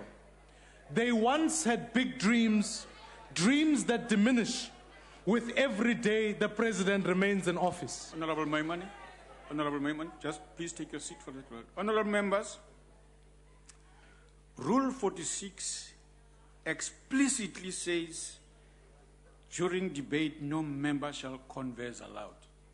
I mean, literally I'm hearing you instead of the speaker here. We can't allow members to converse loudly in the course of the debate. Go ahead, Honorable Maimani. Madam Speaker, Deputy Chair. Deputy Speaker, our president's quest for power has never been about creating a more prosperous South Africa. It's always been about creating a more prosperous Jacob Zuma. And here's the thing. The more prosperous Jacob Zuma becomes, the more obvious his failures Point are. of order, Chairperson. Deputy Speaker, point of order. Yes, Honorable. Yes, Honorable. We are having Honorable Jacob Zuma, not Jacob Zuma, as the Speaker is saying there. Can you call him to correct it? Honorable members, the rules are explicit. They say that no members must address each other appropriately. You know that, Honorable. Deputy Speaker. Deputy Speaker. You are interrupting a member on the spot. Can we stop that, honorable members, please? Can we stop interrupting members while speaking generally in the House? Can we agree with that? Even you, Honorable Chief Whip, can you not interrupt your member while speaking? Let's proceed with I'd like to take a point of order, if I may. The President, upon election, resigns as a member of this House. That's why his seat is filled by another African National Congress member. He's not a member of this House. Honorable Steenhuisen, you know that the rules of the House applies to the President when he's here. And honorable members, it is appropriate that we be consistent with members, be addressed decently, as we ourselves would like to be addressed everywhere. Proceed, honorable member. Honorable Chair, Yes, honorable Deputy member. Speaker. Yes, honorable member. I think the honorable member is right. The president is His Excellency, not honorable. His Excellency, the President, Jacob Zuma. Thank you. Thank you. Proceed, honorable member. Here's the thing, though. The more prosperous President Zuma becomes, the more obvious his failures are, and the more the ANC plays the race card to deflect legitimate criticism. Racism is evil, and we must condemn it. But it cannot be that if you are white and you don't agree with the ANC, you are called a racist. And if you are black, you are called a sellout. These are hateful insults in the context of our history. They are designed to diminish the ANC's opponents. What the ANC doesn't get is that every time it plays the race card and labels its opponents as sellouts, it diminishes in its own stature. How can it be, honorable members, that an organization that produced the likes of Oliver Tambo, Walter Sisulu, Nelson Mandela has been reduced to President Zuma? How can that be? In fact, the ANC likes to call us sellouts because they don't see that slowly but surely the people of South Africa are beginning to realize who the real sellouts are. Because in fact, a sellout is a person who puts his interests before the struggle of his people. A person who secures an advantage for himself in other people's suffering. To deny your citizens freedom so that you can carry on living an unimaginable luxury is surely the greatest treasury. To unstitch our democratic constitution thread by thread so that you and your friends can loot is surely will be the ultimate betrayal. You see, Deputy Speaker, the biggest sellout in our country is none other than President Zuma. In fact, Jacob Zuma sold out as deputy president when he took 500,000 bribe from Shabir Sheikh. He sold out. Point of order, Chair. Honorable member, please take your seat. Yes, honorable member. The rules of the House provides that we must use proper language when addressing the issues. You cannot call President Zuma the sellout here. That's offensive. That's an offensive language. Go ahead, honorable member. Proceed, honorable member. He sold out when he recalled a sitting president who stood on his way towards power. He sold out when he manipulated the National Prosecuting Authority to drop the 783 charges of corruption, bribery, money laundering, and racketeering. On this very day, in fact, we are in court as the DA fighting to have the charges reinstated. Because you cannot hide from justice simply because you are the president. Jacob Zuma sold out when he disbanded the Scorpions because of their independence and their threat towards him. Honorable Maimane. Chairperson. Honorable Maimane. President. Honorable Maman, continue the way you started earlier on. Honorable Maimane. Deputy Speaker, he sold out when he knowingly used public money to build his private house at Nkandla. Worst of all, he sold out every single one of you when he went to court and argued the fact that the report you worked so hard to defend was invalid. Honorable Chairperson. Order. Honorable Chairperson. Member, Honorable Minister, Honorable Maimane, take your seat. Honorable Chairperson, could you please remind us what the subject before us is today? I really do want us to concentrate on what it is that has been brought by the Honorable Maimane before us. Okay, take the seat, Honorable Minister. Honorable Maimane, I would like to remind you that the language you are using to describe is, we want to caution you. It's unacceptable language. You know you may not comment in an offensive language to members.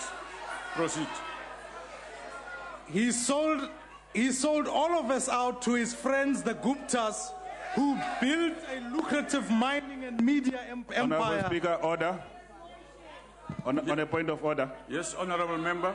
Is it parliamentary to repeat last year's speech on the same topic? It's not Honorable Speaker. Yes, honorable members. Yes, honorable Carter. Honorable Deputy Speaker, I don't know, but there seems to be a problem. There seems to be a problem with the mic, so we're battling to hear Honorable Maimane here. It keeps on going on and off, on and off. Maybe ask sound to look at it. Proceed. Yes, honorable Minister. Deputy Speaker, we know the rules of the House. And there's no problem taking points of order, but frankly, the last 3 points of order taken against Honorable Maimane have been frivolous points of order. And I would ask that you protect the Speaker from frivolous points of orders, which are clearly being used to ensure that the Speaker doesn't get through their speech. That's not freedom of speech. That's exactly what I want you against. Now you are waking up to what I advised you. That's exactly what I want you about. Honorable members, this is exactly what I want earlier on, that you mustn't interrupt a member when speaking, including you, honorable member of the leader of opposition. Because if that happens, it is ridiculously out of order. Because then members can't be heard. Proceed, Honorable Maimane. Honorable members.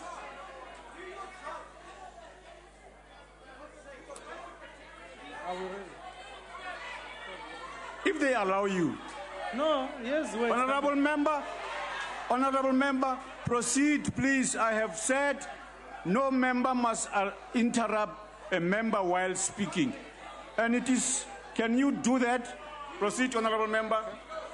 And in selling us out to the Guptas, he allowed his family members, his son, Duduzane, and his nephew, Kulibuse, to hitch a ride on the train towards instant wealth.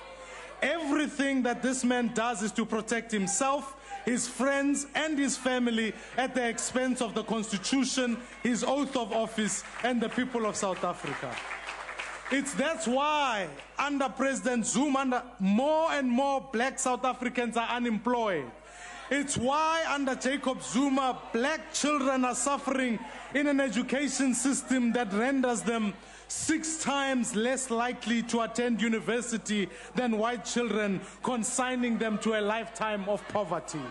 It is why under Jacob Zuma, many of our townships have murder rates that would place them amongst the highest countries in the world. It's why under Jacob Zuma, cities such as Ekurhuleni, East London, Johannesburg are the most unequal in the world. President Zuma is honorable. He's not Jacob Zuma. He's not honorable. Address that, please? He's not an honorable man.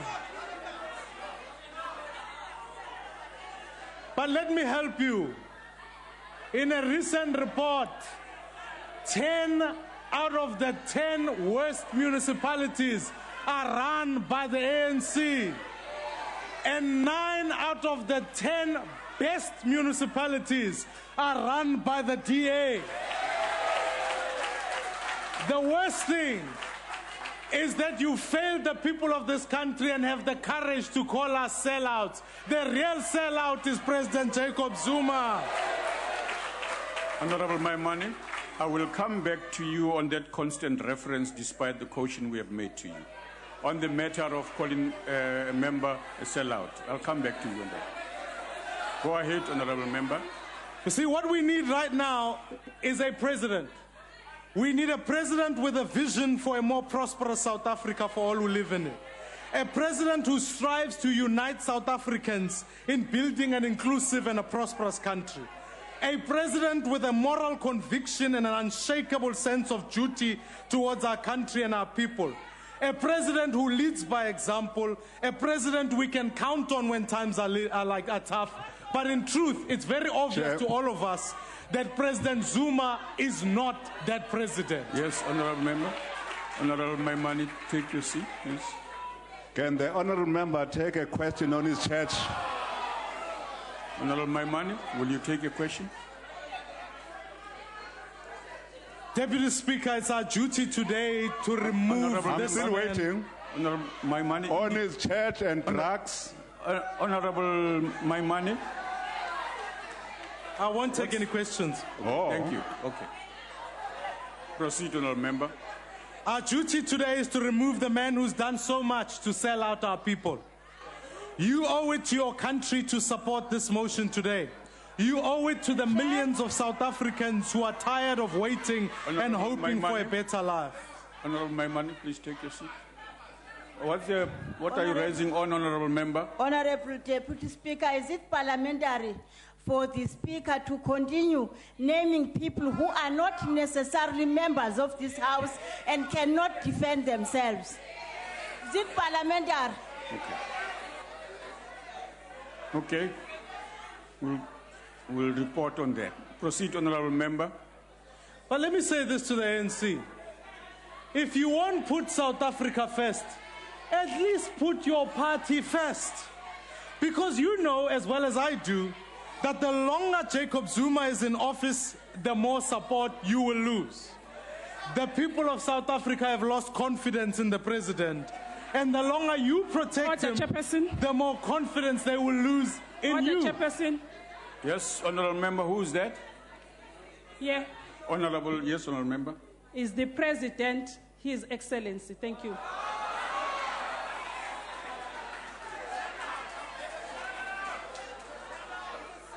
Let's proceed, Honorable Member. I have pointed this out to you before.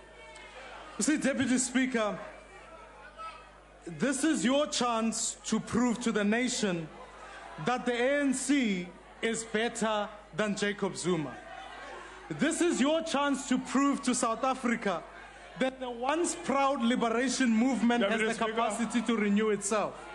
Yes. If the Speaker on the podium does not want to be disrupted, he must address the President appropriately. And as long as he continues on this vein, we will not stop disrupting him. Honorable member.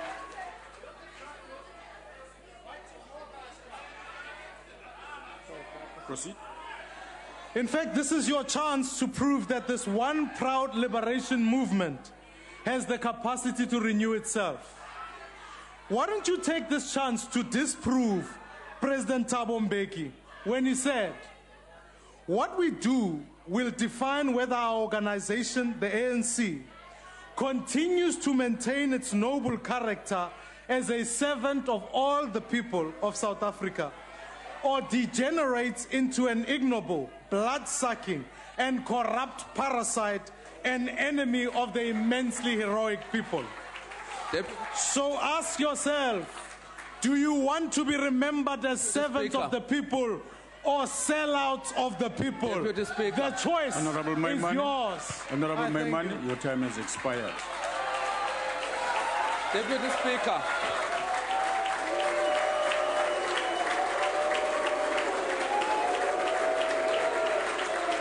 Yes, honorable member, what are you raising on? Deputy Speaker. Yes, honorable member. Is it parliamentary for the Chief Whip to mobilize the House to disrupt the member?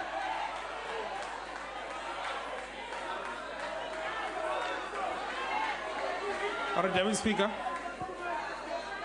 Take your seat, honorable member. Rule on that, yes. Yes, honorable member, what are you raising on? No, Deputy Speaker, I didn't want to continuously interrupt the honorable shadow. Honorable member, what's your point? Yes.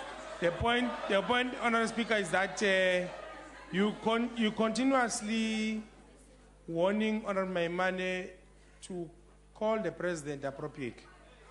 I want to put it to you, honorable Speaker, that I think this matter must be taken to the highest level because of his disrespect of not just the president, but also disrespecting you when you putting a direction to say he must call the president by the appropriate name in the House. Thank you. Honorable members,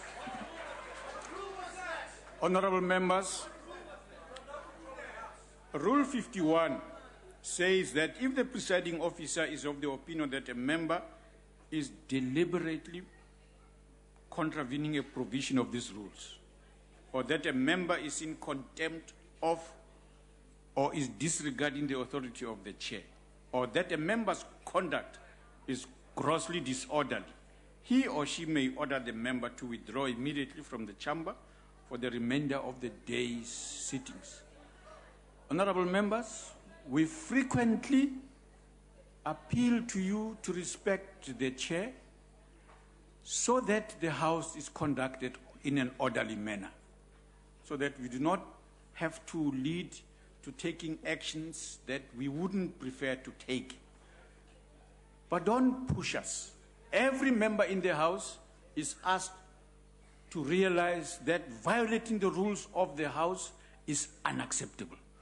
The rules, this House is conducted under the Constitution, broadly speaking, and specifically under the rules that you as members have approved for us to use to guide the deliberations in the House. Please, when we request you,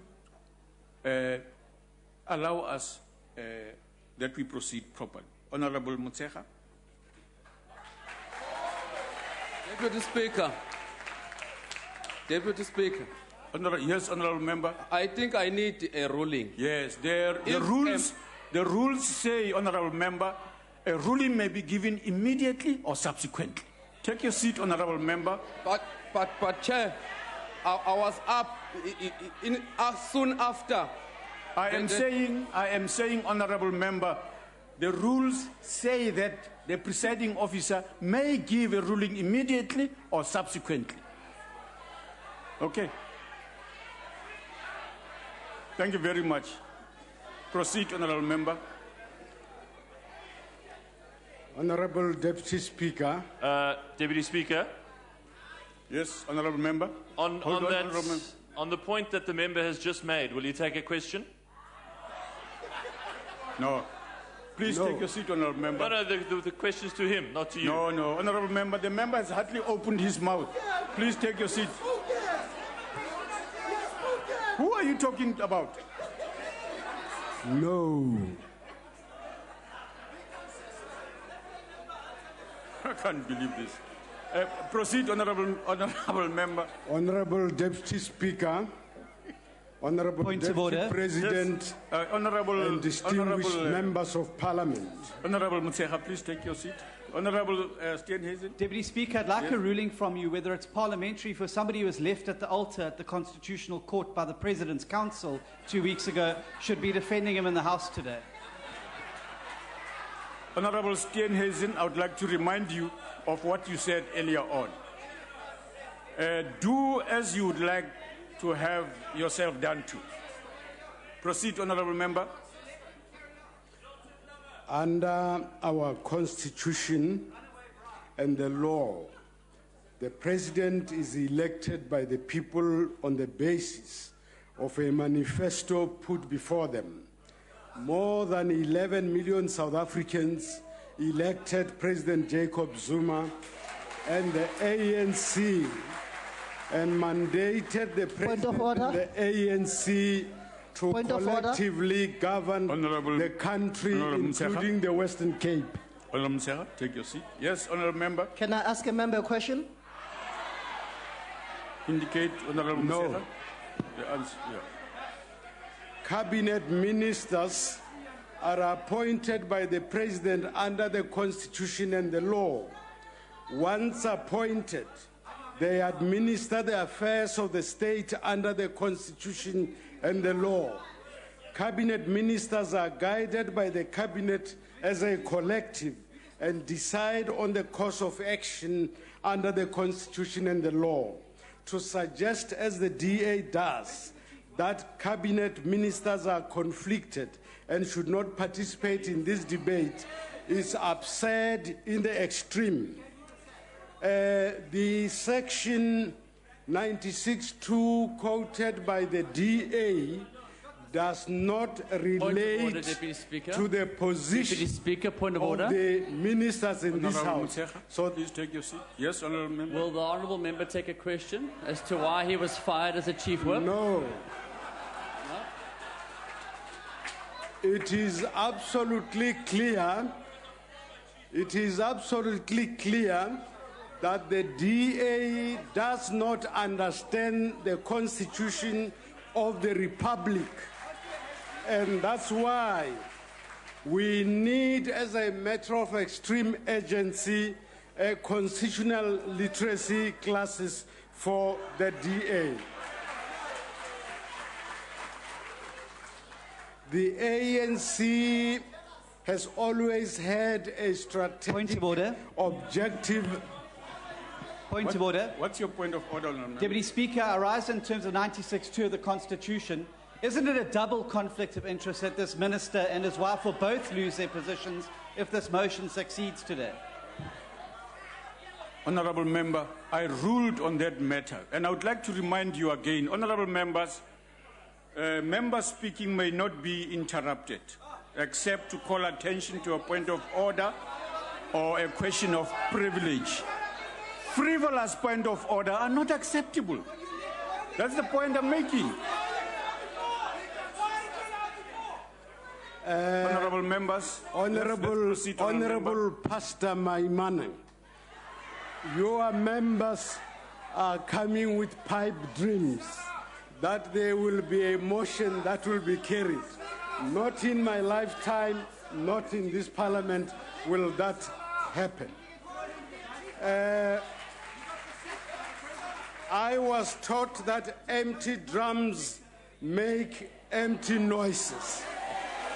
And Honorable Maimane, your empty noises are leading to the confusion that is coming from your side. Let me remind you that the triple challenge of poverty, unemployment, and inequalities is not something that you have invented. Reverend Mahabane in 1921 said that the dispossession of Africans of their land and its natural resources will lead to poverty, unemployment, and inequality. So we knew that a long time ago, and that's why as the African National Congress, we are addressing that question. And that's why as the ANC, we have passed in this House the land expropriation bill that you are opposing to address precisely what you are talking about. The Pastor Maimane, Honorable Pastor Maimane, the New Testament says, only the truth will save you. Please tell the truth, because the noise that you made here has to do with your anger and frustration at the achievement of the African National Congress.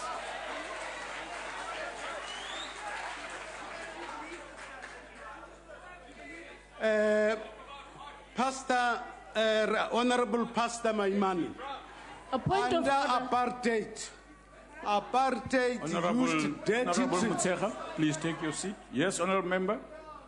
Deputy Speaker, would you remind Honorable Mutshekga to stick to the point of today? Proceed, honorable member. Honorable Pastor Maimane, apartheid used dirty tricks to mislead the nation. Honorable Deputy and Speaker. You are doing Honorable the Mutshekga. same. Honorable And Mutshekga. dirty tricks. Take your seat, please. Yes, honorable. Honorable Deputy Speaker, I think we should, perhaps in the interest of the debate, stick to a little bit more normality. Yes, honorable member, proceed. If the ruling party expects us to refer to the President as the Honorable President, then the Honorable Speaker should refer to Mr. Maimane as the Honorable Leader of the Opposition. Baie dankie vir u advies, heer. What I want to tell Honorable Maimane is that dirty tricks are both immoral and unethical. Now, for a pastor to use dirty tricks in this house is unfortunate. I think it is the time to tell the elderly and the children that Honorable Maimane is here because he thinks he has the capacity to collapse government so that there are no social grants and children's grants, and that will never happen.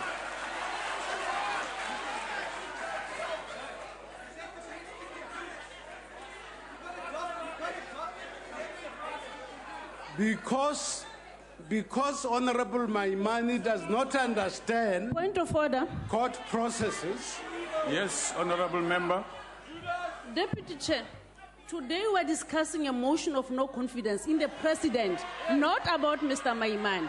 Can the Honorable Speaker stick to the debate of today?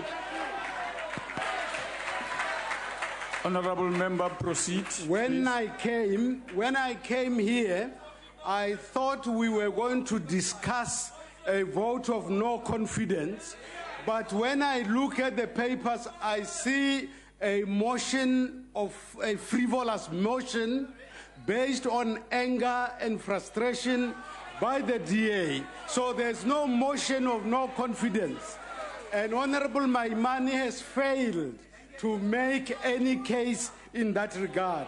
Shame, shame, shame on you. And another mistake that Honorable Maimane made was that he thought that the two cases before the Constitutional Court were about the ability or otherwise of the President to hold office.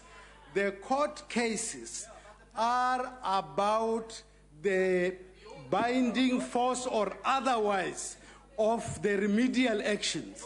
And the court cases have nothing to do with the ability or otherwise of the president to hold office. Now, even after the court case, President Zuma will still be president. You will have to call him president.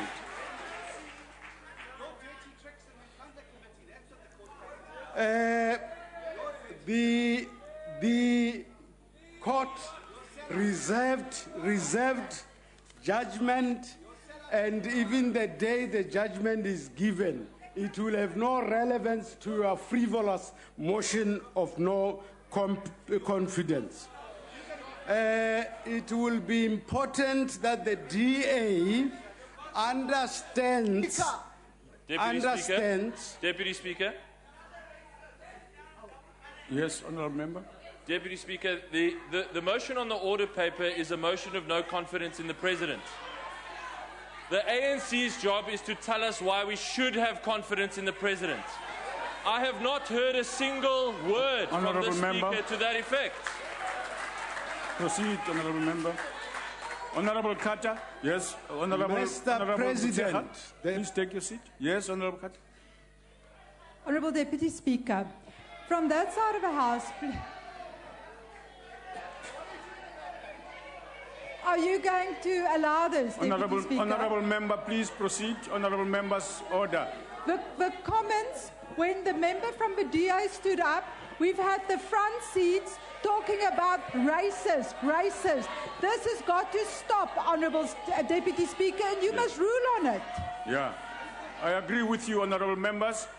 Please, let's not use any expletives, any abusive language in the House, including calling any member a racist. That's out of order. It shouldn't happen. Honourable President Jacob Zuma, in his 2016 State of the Nation address, said it was about uniting the country behind boosting economic growth, creating jobs, and leading a better life for all South Africans, both black and white. President Zuma, business and faith-based organizations representing more than 11 million people have attended the State of the Nation address in support of President Jacob Zuma. Honourable Mutseha, your term has expired, sir.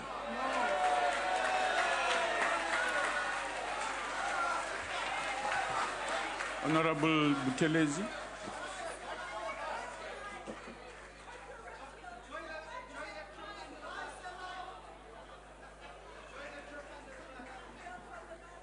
Honourable Deputy Speaker, Your Excellency Deputy President, Honourable Ministers, Honourable Deputy Ministers, Honourable Members. A professor at Fort Hare by the name of Clifford Dent was our principal when Dr. K retired. He was a scientist, he had an MSc. And he said then, in defining a politician, he said a politician is made of 50% brass and 50% vacuum, an ideal combination for noise. I didn't understand what he meant, but I've seen what he meant today. Deputy Speaker, it is hard to avoid a sense of futility about what we're doing here today. Didn't Einstein advise us that madness is doing the same thing again and again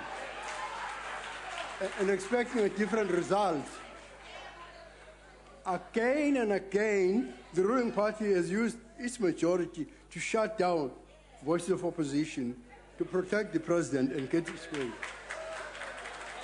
We saw it with the secrecy bill, we saw it with the issue on Nkandla, we saw it with every motion of no confidence brought to this House.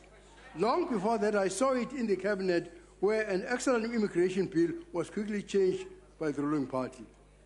We should not be surprised because His Excellency President Zuma himself has told us that the majority has more rights than the minority. That, according to the ANC, is the way democracy works. Now, so why today's exercise will achieve anything different? Why would it achieve anything different? There are only two things that give its impetus The first is that we are morally obliged, of course, to express the concerns of millions of South Africans over the state of leadership in our country. And the second is that the ANC members themselves are increasingly losing confidence in the president. Some of them express themselves in articles. According to the Institute for Justice and Reconciliation, 50% of the ANC supporters distrust their own party's president. When President Beg was ill-treated by some of you here, and you defenestrated him, I warned you that what comes around, goes around, comes around. Now, this has somehow given hope to some members of the opposition that this time members of the ruling party will vote with their conscience rather than blindly towing the line. But I've been in politics for more than 6 decades. I've seen enough to know that a leopard doesn't change its spots. For over 22 years, I've supported our presidents whenever they do what is good and right, and acknowledge the good that the ruling party has done and condemn what I thought was bad. But when they are wrong and their actions damaging, I fully speak. Your time Through is expired, acts of omission and commission, this president has failed our country. Honorable And the Muthelezi, ANC with all its structures. your time has expired, sir, by...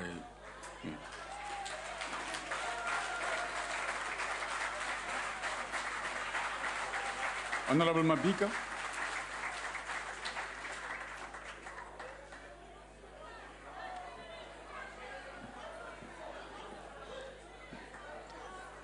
Deputy Speaker, ngifisa ukuqala ngokunyakazisa abahlonishwa be-ANC ukuthi vukani phela manje sekusile.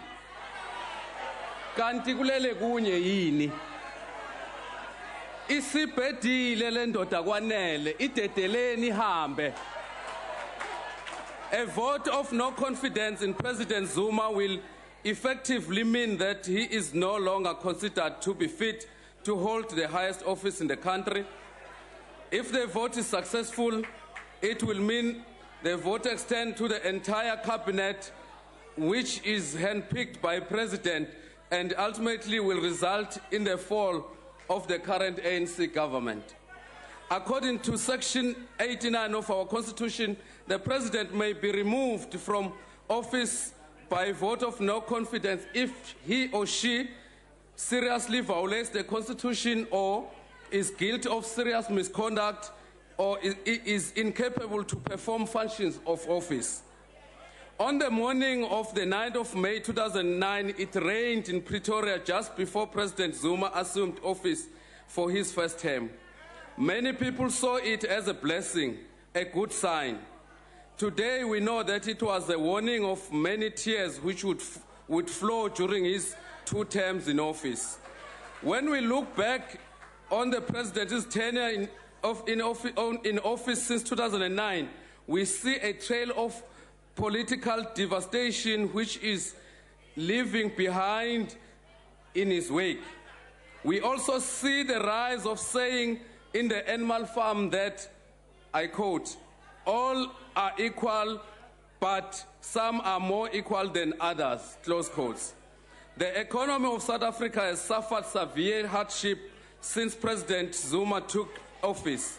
The unemployment in 2009, when President Zuma assumed office, was at 21.5%. Today, it is 25.3%. This Deputy Speaker is a rise of 3.8% over the past 6 years. Between 2004 and 2007, South Africa experienced an average growth rate of approximately 5%. Today, we have to bleak outlook of an economic growth rate which is less than 1%. All of this happened under the watch of President Zuma. During President Zuma's term in office, we witnessed his reluctance to take responsibility for the Gupta's landing at Waterkloof. We saw his reluctance to take responsibility for his overexpending at Nkandla until he was faced with the prospect of Constitutional Court pronouncement time has expired. on his liability. Mdedeleni ahambe. Honorable Holomisa.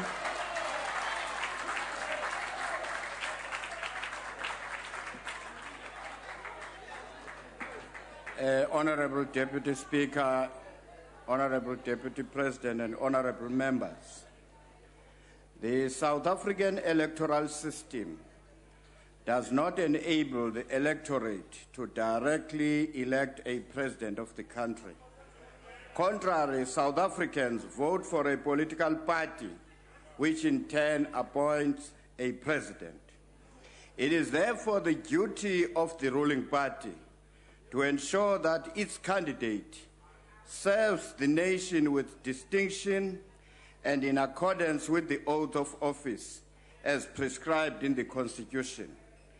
If, as is the case now, their candidate is messing up with the country, the ruling party has a duty to the nation to act decisively in the interest of the country and its people. The current war between South African receiver of revenues and finance minister, in which once again the president is at the center, is taking the country to the dustbin of history. Parliament should be seized with this matter, and it should seek clarity from the Constitutional Court as to whether the Hawks and SARS are acting procedurally and consistent with the legal powers. Once such is determined, then all the necessary processes must be allowed to unfold without any political interference. For the SACP non ANC ateke i-Hawks senza umsebenzi wazo no commissioner kwa SARS beze ne theories ezingacacanga asizoyivumela lonto leyo. Naba nontoroki mabane bengcola apha engathi bazawubhatalwa ayisizoyivumela lonto leyo. Into esiyifunayo into ba eli lizwe lilawulwe kakuhle. Umnumzana uZuma umoshile. Therefore irresponsibility yenu ba nimthathe nimgoduse ngoba ibinini ebebeze naye. Xa nizane questionable characters singena phi thina kulonto. Honorable member, please take your seat. With respect, General. Point of order, respect. Honorable Chief Whip, please address me. Address the chair. Can you instruct the General to sit down?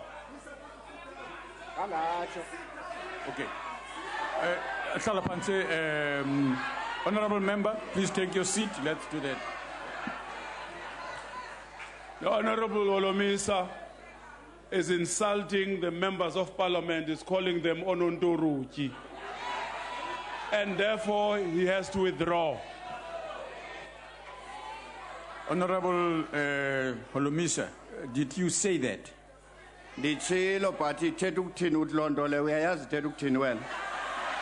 Honorable Holomisa, if you are confirming that you said it, all right, thank you very much. Don't do it conditionally, honorable member, please.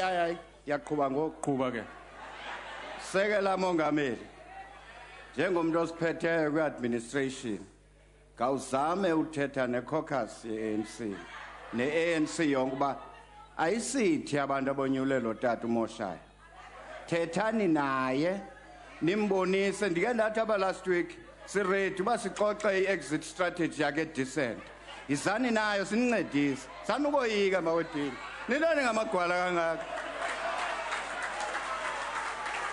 Honorable PJ Groenewald.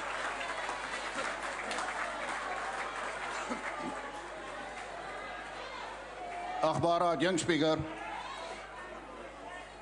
Ek wil begin om te sê dat hierdie debat is eintlik veronderstel om 'n baie ernstige debat te wees. Dit is eintlik al 'n groot skande as 'n nasionale vergadering besluit om 'n debat te voer oor 'n mosie van wantroue in die agbare president.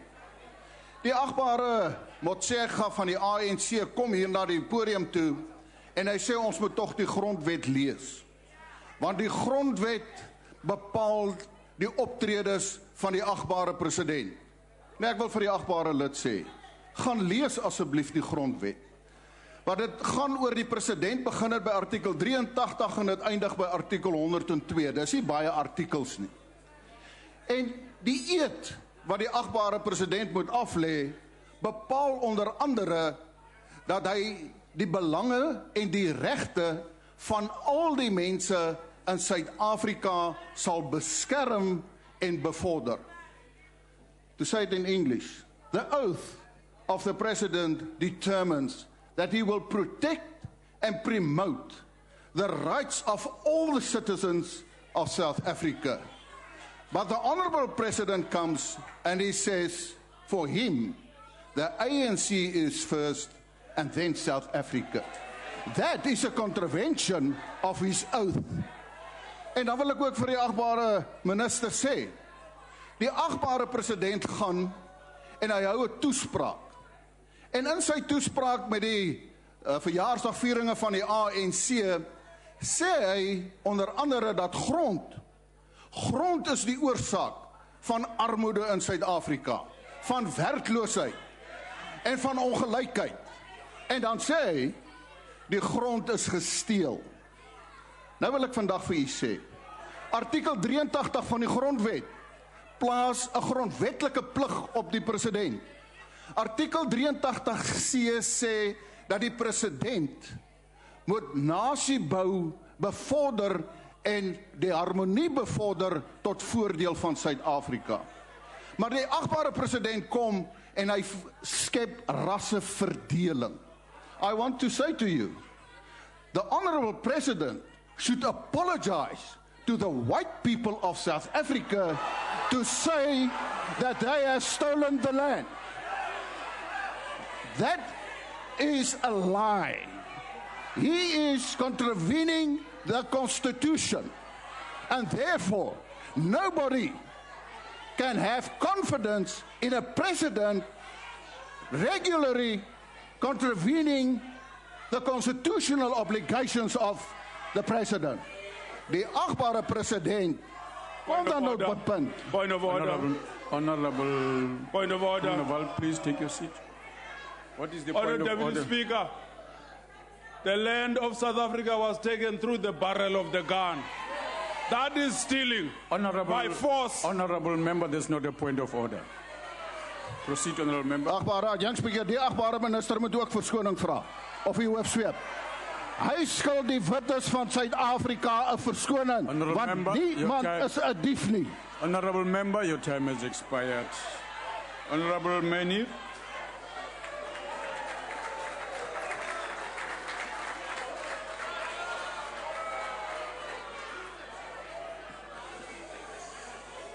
Speaker, let me cut to the chase. President Jacob Zuma is wrecking the economy and he is wrecking South Africa. And if President Jacob Zuma is not stopped, he will wreck the economy and he will wreck South Africa. So we are faced with a choice to save President Jacob Zuma or to save South Africa. Because we cannot do both. Deputy Speaker, we have the courage to do what is right and save South Africa. Please take your seat. Deputy Speaker, I don't know whether we need to assist the Honourable Mthembu. I see him moving this side and is he fitting? I don't know whether it's some fits. I don't know. He must be assisted. Honourable Kubisa, please don't do that.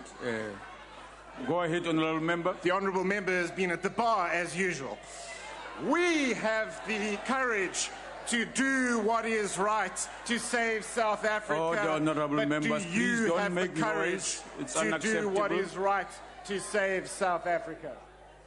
No, go ahead, honourable member. Thank you, Chair. Because make no mistake, if your courage fails you today, then President Jacob Zuma will wreck the economy and he will wreck South Africa. That is the truth and that is the choice that you have to make right here and right now in Parliament. We all remember, of course, President Jacob Zuma calling for unity during the State of the Nation address on the 11th of February 2016, and calling for us to work together to avoid a ratings downgrade in South Africa. Well, that did not last long, because the fact is, President Jacob Zuma is now in full damage control mode, desperately trying to keep the political lid on an all-out internal civil war which has broken out over SARS. The fact is, President Jacob Zuma is at war with the Minister of Finance, President Gordhan, and the Minister of Finance is at war with President Jacob Zuma. The fact is, the Minister of Finance is at war with the Commissioner of SARS, and the Commissioner of SARS is at war with the Minister of Finance. The fact is, the Minister of Finance is being investigated by the Hawks, who are investigating alleged corruption, fraud, and the contravention of the Regulations of Interception of Communications Act. And the fact is, the investigation is at an advanced stage, and the Minister is now required to respond to 27 questions by the close of business tomorrow. And the fact is, the Minister has launched an all-out attack on the Hawks, suggesting the investigation is politically motivated and aimed at trying to intimidate him and distract him and to destabilize the economy of South Africa. This, by any measure, is an extraordinary statement from a minister. And of course, lurking in the shadows is the Minister of State Security, who is mysteriously being briefed on the progress of the investigations being conducted by the Hawks into the Minister of Finance. So much for unity, so much for working together. But of course that is not all, because the ruling party have got stuck into the fight. The fact is, the ANC Secretary General, Gwede Mantashe, has chosen sides in the internal civil war, and he has chosen sides against President Jacob Zuma. And the fact is, the ANC's Deputy Secretary General, Jessie Duarte, has chosen sides in the internal civil war, and she has chosen sides against President Jacob Zuma. It was, after all, the ANC's Deputy Secretary General, Jessie Duarte, who paraded her special guests, including the new exiles, Ivan Pillay, Robert McBride, and Anwar Dramat, right under President Jacob Zuma's nose at the State of the Nation address in this Parliament. But whatever the case, President Jacob Zuma and the Minister of Finance, together with their proxy forces inside the state and inside the ruling party, are engaged in an all-out civil war and are locked in a fight to the death over SARS. And the internal civil war is caused by one man, President Jacob Zuma, who is wrecking the economy and wrecking South Africa. And he's wrecking the economy and wrecking South Africa for one reason and one reason only, and that is the political survival of Zuma Inc. The fact is that the President Jacob Zuma has become a one-man wrecking ball. Honorable Minister, please take your seat. Yes, Honorable Member. On a point of order, once again, the President is Honorable Zuma. Please, please, Deputy Speaker. His Excellency President Zuma. Please. Speaker, a rare and sober point from my honourable friend. The fact is that the Honourable President Jacob Zuma has become a one-man wrecking ball who will stop at nothing in order to survive, including wrecking the economy and wrecking South Africa. Consider this. The Honourable President Jacob Zuma fired the former Minister of Finance, Nhlanhla Nene, which wiped out billions of rands in savings and damaged investor confidence in South Africa. The economic consequences were, to twist a phrase, known knowns, and entirely predictable and should have been anticipated. Then, of course, the President appointed a new Minister of Finance, the Honourable Des van Rooyen, an unknown backbencher serving on the Standing Committee on Finance. The new minister, rather like Miss Columbia, had barely got his hands on the crown when it was snatched from him in order to save an economic meltdown. President Zuma then appointed, thankfully, the not-so-new Minister of Finance, Pravin Gordhan, to save us from an economic meltdown. But just as the Minister of Finance prepared to table a how-to-beat-a-ratings downgrade budget in this Parliament, he was snubbed by the Honourable President Jacob Zuma when he claimed that, in fact, the former Minister of Finance, the Honourable Des van Rooyen, was more qualified than the Finance Minister. This train of events, Honourable Speaker, and there is no other way to put it, was a monumental self-inflicted stuff-up. And the monumental self-inflicted stuff-up was caused by one man, President Jacob Zuma, who will stop at nothing to survive, including wrecking the economy and wrecking South Africa. We cannot allow this continue. We cannot allow the economy to be wrecked, and we cannot allow South Africa to be wrecked. And so we are faced by a choice to save President Jacob Zuma or to save South Africa. We have the courage to do what is right, but do you have the courage to do what is right? Has expired. Thank you. Honorable Pule Mabi.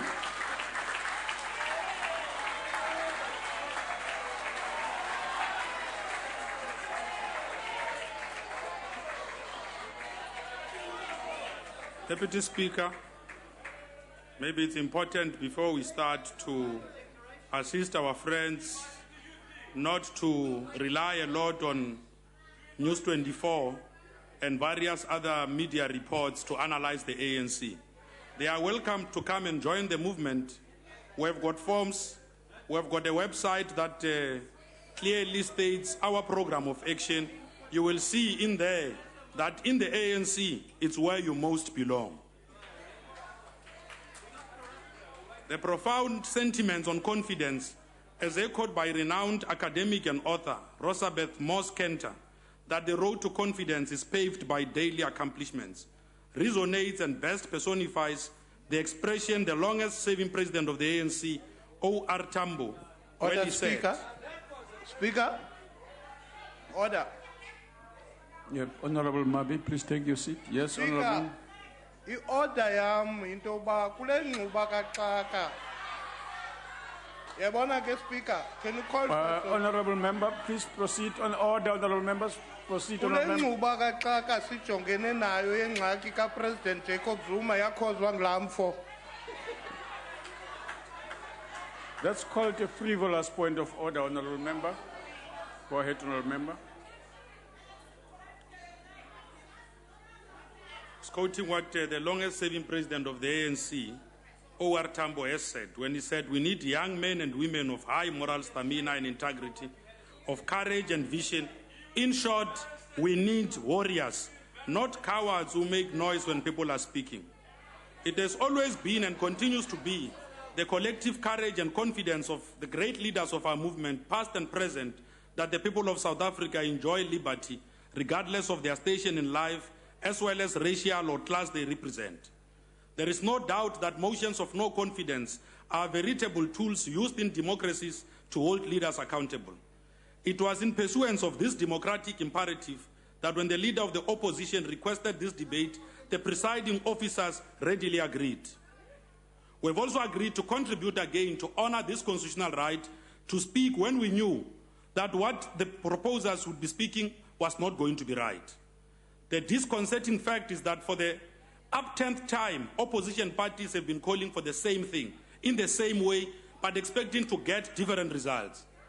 German-born theoretical physicist Albert Einstein summarized this activity in a single word, which I will avoid for the sake of progress in this debate. Political analyst Samadota Fikeni argued that when such issues as votes of no confidence are raised repeatedly, they lose any chance of being successful. It is like when you administer the same medication to a non-responsive body. It runs the risk of immunity. Even as I congratulate the presiding officers, it is becoming clear that when a party has democratic in its name, it does not necessarily follow that it will respect democracy it claims to uphold. It does not mean that when a party has greater proclivity to approach the constitutional courts for matters they do not win in the legislature, it fully respects the Constitution. Time does not allow me to list some of the parties who call themselves Democrats and yet have no internal democracy. Some opposition parties have voiceless and scared black members who complain that they are marginalized around the question of race. When they raise the question of race, they are told to concentrate only on the economy, jobs, and education. There are black members who complain that they are called upon to marches because of their stronger melanin content that can resist the sun, but are forgotten when coterie of white males, the self-styled brain trust, makes decisions on crucial party issues behind closed doors. When a former parliamentary leader with a Harvard education, Nohal, constructively raises her opinion, she's dismissed in a language most foul. There is an elephant in the small blue tent, and to use the trickery of the vote of no confidence will not distract from the need to address this problem of race within the DA's party structure. Ordinarily, we would not be too concerned when a party self-destructs through turning a blind eye to the resurgence of racism. But to self-destruct using the tool of racial exclusion is an issue for all parties to fight against, within and outside their own parties. For us as champions of non-racialism, it is our historic duty to call on all South Africans, including political parties, to fight racism wherever it rears its ugly head. Unfortunately, the DA continues to feed its black recruits the notion that the embodiment of multiracialism, an utopia without race, and some post-apartheid racial paradise. A sneaked, maneuvered ploy to undo public confidence in our movement by playing the man will fail dismally even before takeoff. Bagologolo ba boletše ba re nnete ya phološa. Maafrika Borwa ka moka ka bophara a tshwanetše go tseba ntlha le thito ya taba. Morero o mogolo mo ke go boša leina la lekgotla la batho badimo le modimo la ANC le baetapele ba lona ka moka naga pharephare. Go tlhabolola naga le go loša tlala a di bonale e le tše dingwe tša dintlha tše di tseneletšeng ka mo gare ga lekgotla le la kganetšo le la DA le. The truth and only the truth will set our people free.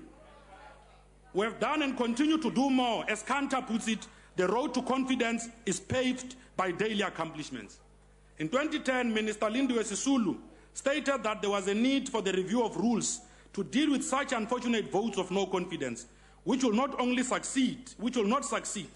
Minister Ngwagura Matlodi. Yes, honourable member. What are you raising on? Honourable Marvin, please take your seat. Yes, honourable member. Deputy Speaker, this is a point to you, sir. This is the second ANC speaker in this debate, a no-confidence debate. And we are yet to hear a single reason why this House should have confidence in the President. When are they going to get to the point? Okay, honourable member, take your seat. Proceed, honourable member. Minister Ngwagura Matlodi stated that the motion would go down in history as a tragic error founded on the shifting sense of illusion. On that occasion, the motion had been proposed by a party that had 30 members. Today, there are 3.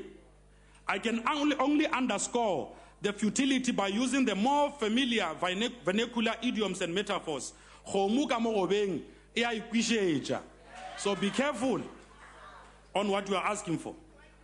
I'm also underscoring the futility of the exercise because to achieve their aim, the proposers of the motion demand conditions that will need the bending of parliamentary rules and the Constitution.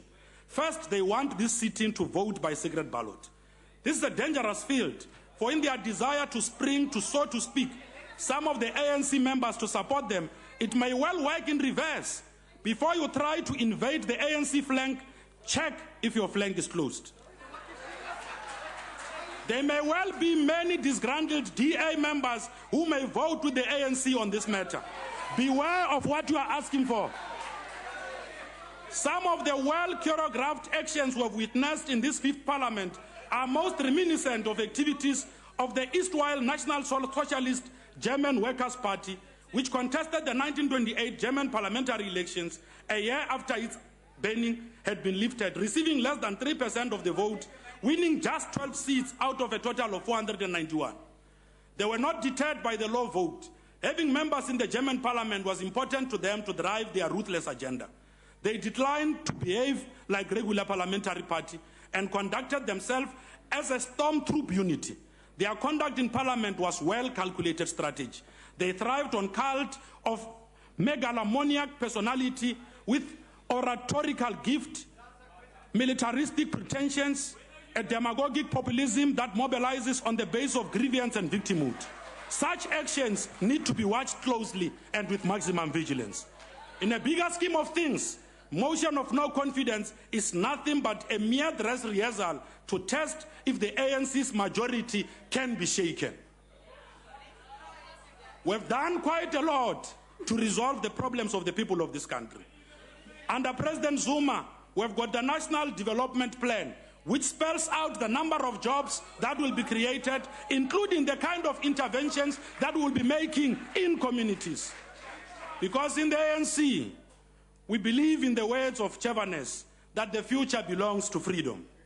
To give the impression that there are many opposition parties which support the motion against one party is disingenuous if it does not talk to actual number crunching. Frankly, the numbers will never add up when all the opposition parties were to vote as a bloc, because numbers are not on the side of the motion. The chief whip of the Democratic Alliance claims to have released contact details of ANC members of parliament so that in a petition type of persuasion, members of the public should make a direct appeal to the ANC members to put their president under the bars. If this is not crass desperation, I do not know what it is. There is a propaganda war against the principle of majoritarianism on which this House is based. Knowing that there is an imminent failure of the motion, they tell the public that the ANC will use its majority to block the motion. Your time is expired. But what is exactly supposed to be the role of majority? Is to vote in the interest of the people of South Africa. Honorable Madisha.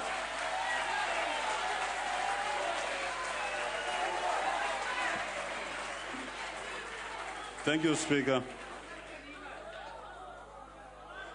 As I look around, I see some amongst us in the ANC who spent their lives in jails, in prisons, in bushes, who faced hangpal, and so on and so forth.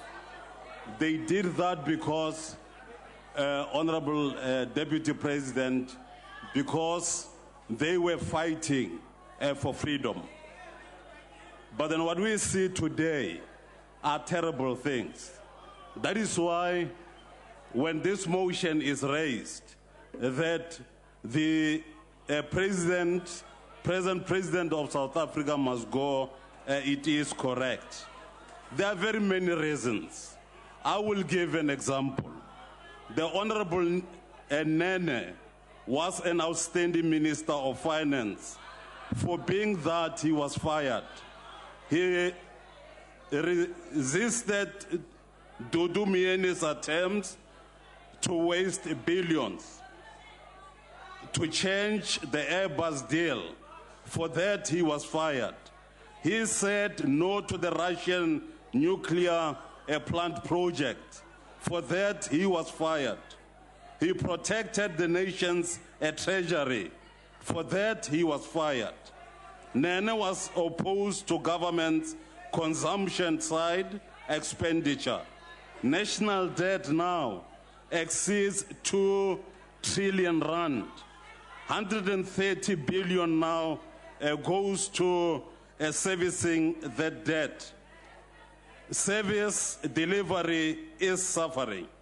For trying to keep the national debt under control, the Minister Nene, was callously, cynically, and cruelly fired. The ruling party MPs carry the full blame for funding a government that is too big and too bloated. Nene stood resolute in resisting that. For that, he was fired by this president we talk about today. Today, thanks to the ruling party MPs, South Africa has the biggest and possibly the most expensive government in the world. The poor are becoming poorer, giving social grant only of about 20 rand to the poor people of our country. The firing of Nene, for example, has added to 3 billion rand to the cost of the servicing the national debt. We have a very serious problem. We have here a president who has been able to stand in front of the court and say, yes, I have raped. Now, what is it that we need to take? If the president of a country can stand in court and say, yes, I have raped, yes, I've done this kind of Honorable thing. Madisha, yes, are you deaf? Ensured that Honorable I passed Madisha, you are out of HIV and order. AIDS. What kind of president is that? If you ask him, he will only say, Honorable Madisha, Honorable Madisha, order. Please use that door and leave the house.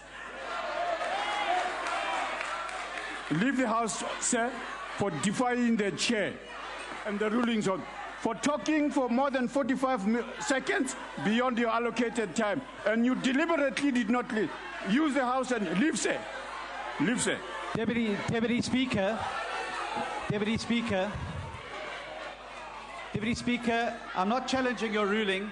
I would ask that you check the Hansard, because it would have been virtually impossible for any speaker at the podium to hear you with the caterwailing that was going on for the benches there. Honorable Madisha, please leave the house. Leave the house, sir. Deputy Speaker. I have given reasons. I'm not going to repeat on them. A point of order. Honorable Michel, take your podium, sir. Order, honorable members. Proceed, honorable member. Deputy Speaker. Yes, honorable member. Deputy Speaker, I'm asking you before Mr. Honorable Madisha. No, you can't make that decision. You can't make that decision. The noise in the house. You have not kept the chair of the house, and you have not maintained order in the house. How is he supposed to hear you? Honorable member, please take your seat. You need to make a ruling on this. I have made a ruling. But take you your can't seat. send the person out if they can't Honorable hear member. you. It seems like you are scared of the votes in the House. I read you a rule earlier on, Rule 51, that says when you contemptuously refuse the authority of the chair, you may be asked to withdraw from the House. So I have done so.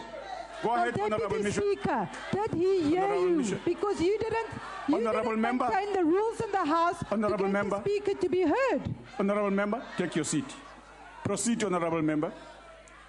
Deputy Speaker, since the illegal landing of a Gupta chartered plane carrying hundreds of guests from India at the Waterkloof Air Force Base in April 2013, President Zuma's ethical conduct has come under much more scrutiny.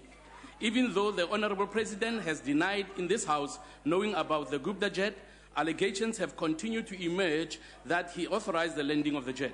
How can our nation trust a president who has allegedly abused public resources and institutions to enhance his personal relationships and who allegedly was part of a cover-up of significant proportions? Deputy Speaker, President Zuma's recklessness with the economy, including the disastrous decision to fire Finance Minister Ntantlanene, has devastated South Africa's economy and employment market. Reports that when Cabinet adjourned on the 9th of December 2015, ministers did not know that their colleague, Mr. Ntantlanene, was going to be axed later that evening was a step in the back of a team the President is expected to confide in. How can they trust a leader who confides in and is influenced by outside forces more than his own team in Cabinet? Deputy Speaker, the ACDB believes that what President Zuma did to Mr. Nene was totally unacceptable and has undermined the trust that citizens had in him. He has alienated himself from his own party and citizens at large. His credibility as state president will likely never be restored as he has committed too many blunders.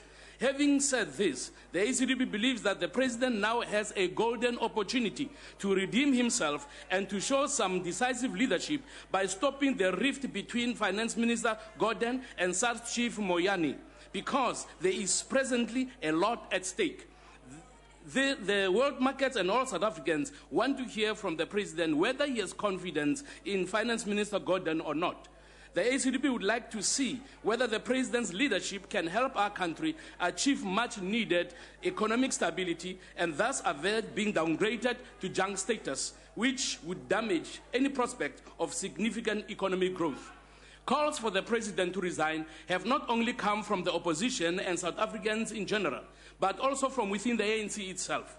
Former NP Professor Ben Turok, who also slammed President Zuma's decision to fire Nhlanhla and replace him with Honorable Van Rooyen, has reportedly told Power FM that, and I quote, "It is time he left us. It is time he went to Nkandla. He has a nice house in Nkandla. Let him go settle down with his cattle, his kraal, swimming pool, and have a lekker retirement. We don't need him anymore in the office," close quote. This Professor Adam Habib was one of the many others who expressed similar sentiments. He said, and I quote him, "The firing of Nene aggravates our economic and political crisis. He was stupid and irresponsible. This can no longer be allowed to continue," close quote. Deputy Speaker, our nation is crying out for good, strong, and righteous leadership to deal with the many challenges we are facing. We believe that President Zuma has disqualified himself and has been weighed in the scales and found wanting. Thank you. Honourable member, before you take to the podium, I would like to draw your attention to the fact that each member who is participating in the debate was advised of how much time they have. Next to you, as you speak, on your left is a clock. When it gets red, you should know that your time is over. You don't need the chair to tell you. That's, in the first place, what we should realize we should do. Honourable members, I would also like to apologize for perhaps asking him whether he is deaf. My remark may be interpreted as being negative and so on. It was not intended to do that. I apologize profusely for that. I would like to, Honourable member, please go ahead and do your bidding. Honourable Deputy Chair, the AIC is entering this crucial debate knowing very well that it is a waste of time. Given the arrogance of power, the dominant party approach which has developed largely in relation to the ANC in South African context, SWAPO in Namibia, ZANU-PF in Zimbabwe, National Resistance Movement in Uganda, the list is endless. Africa is in crisis. South Africa should be a beacon of hope. No motion of no confidence in any individual who is a leader of one of these so-called liberation movements will eradicate the political rot, immorality, and social decay facing the beloved Mother Africa. Let us unite without being rabble-rousers and save the nation from sinking.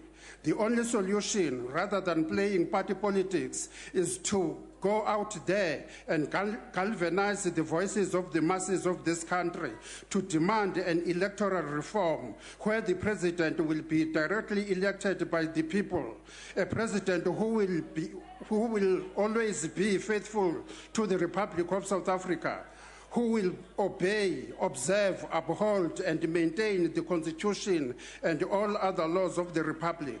A president who shall be above party politics. The time has come for the royal leaders, the religious leaders, to reclaim their rightful space and lead the unsuspecting poor masses to the promised land. The AIC will lead the way. Fellow South Africans, we can do this. Let's do it. The DA, therefore, has missed the golden opportunity of reintroducing its electoral reform bill as it was proposed sometime to the electoral tax team in 2013. There have also been voices outside Parliament. For example, Paul Hoffman, Senior Counsel, the Director of the Institute for Accountability in Southern Africa, called for a referendum on the current electoral system. He had formally asked President Jacob Zuma to call a referendum on the matter, but in vain because President Zuma certainly has been silent on the matter since the request was sent to him. The AIC is of the view that if the ANC is still the ANC that listens and the ANC that leads, it must do the honorable thing now of recalling the president within 8 days, as it was the case with the former President Thabo Mbeki. You will recall or remember the 8 days in September 2008, the removal of Thabo Mbeki, that the ANC within the same period must appoint a caretaker president and cut the size of the cabinet to save the taxpayers' money. Honorable Mbinde.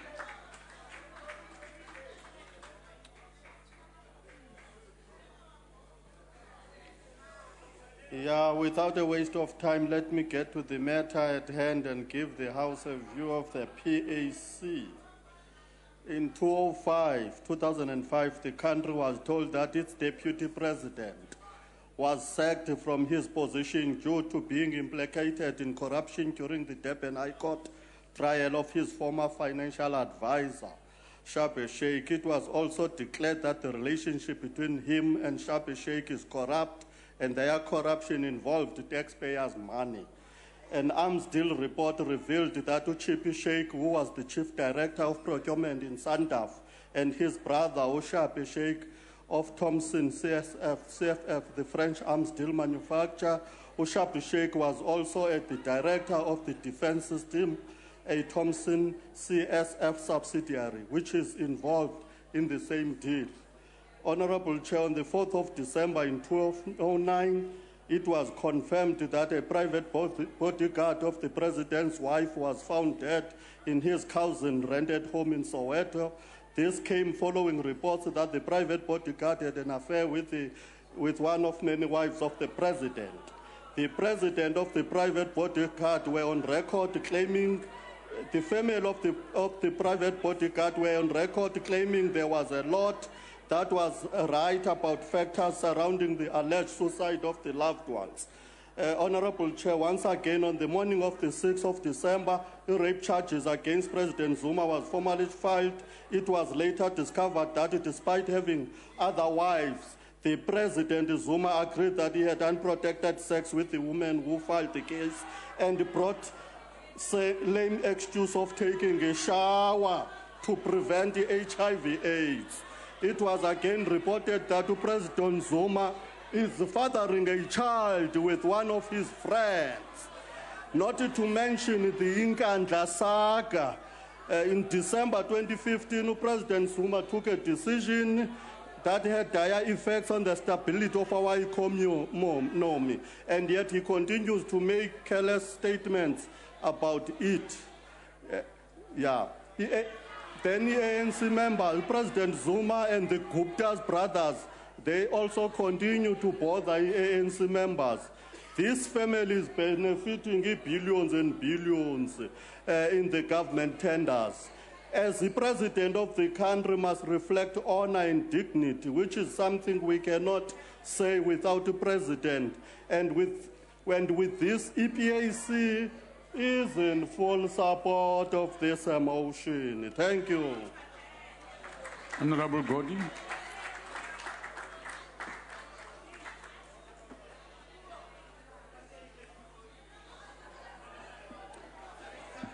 Thank you, Deputy Speaker, comrades, Deputy President, comrades, and honorable members. Deputy Speaker, the APC has no confidence in the DA.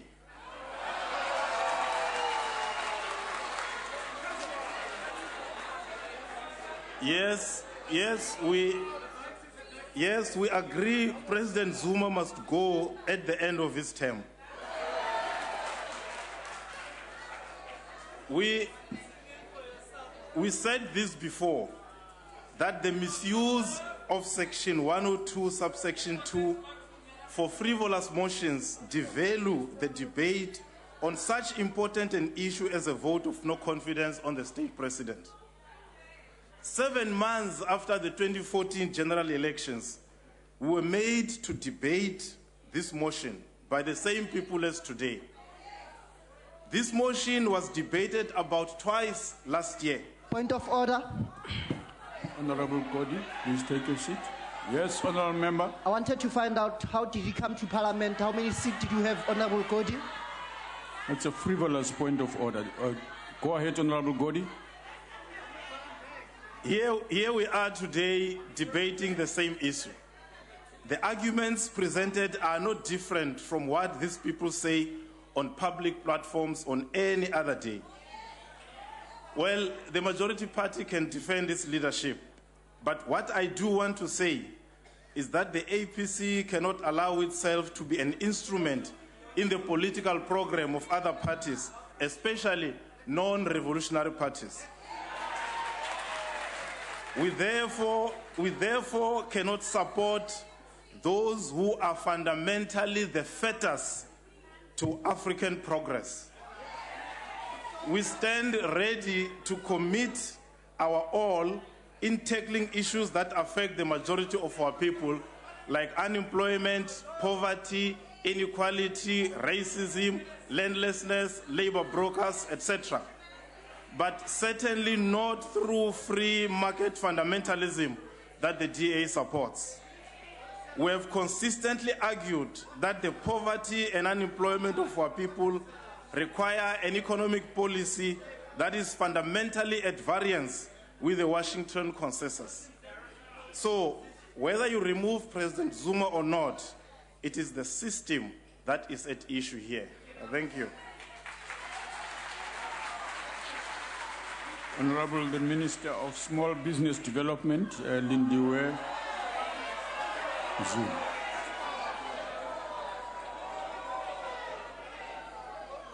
Honorable House Chairperson, Honorable Deputy President, Honorable members of the House, and of course the people of South Africa, who over the 22 years of our democracy have overwhelmingly voted the African National Congress into office. Ngibingelela nabantu basekhaya enhlazatshe, honorable member, komkhulu endlini yasenkalakuthaba.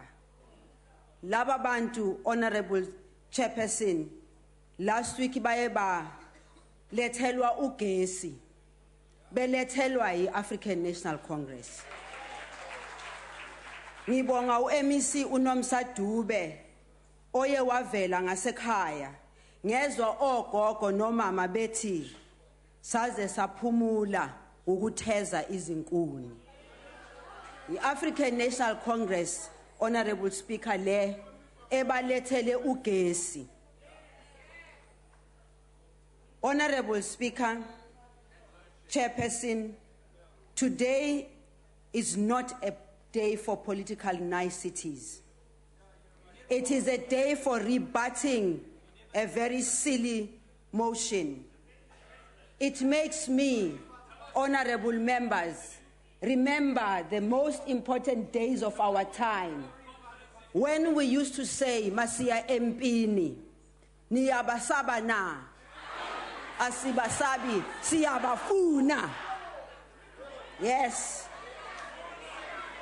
And Honorable Chairperson, let me cut the chase and get to the point.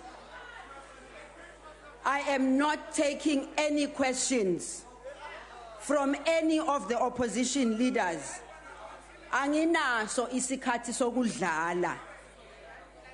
Honorable Deputy President, on this side of the House, we have an army of cadres who carry the legacy of the African National Congress, a history of 82 years of struggle and survival under difficult circumstances, including life and death.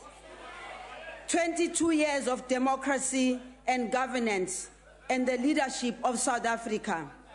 And Honorable Chairperson, the president of the African National Congress is part of those cadres. On this side of the House, Honorable Chairperson, we have an army of cadres committed to defending the ANC and its alliance partners, and that, honorable members, includes its president, the President of the Republic of South Africa, President Jacob Zuma. And Honorable Chairperson, he is a president of the very same members of this House who today sit comfortably in their chairs, not knowing how we got to where we are. He is their president too.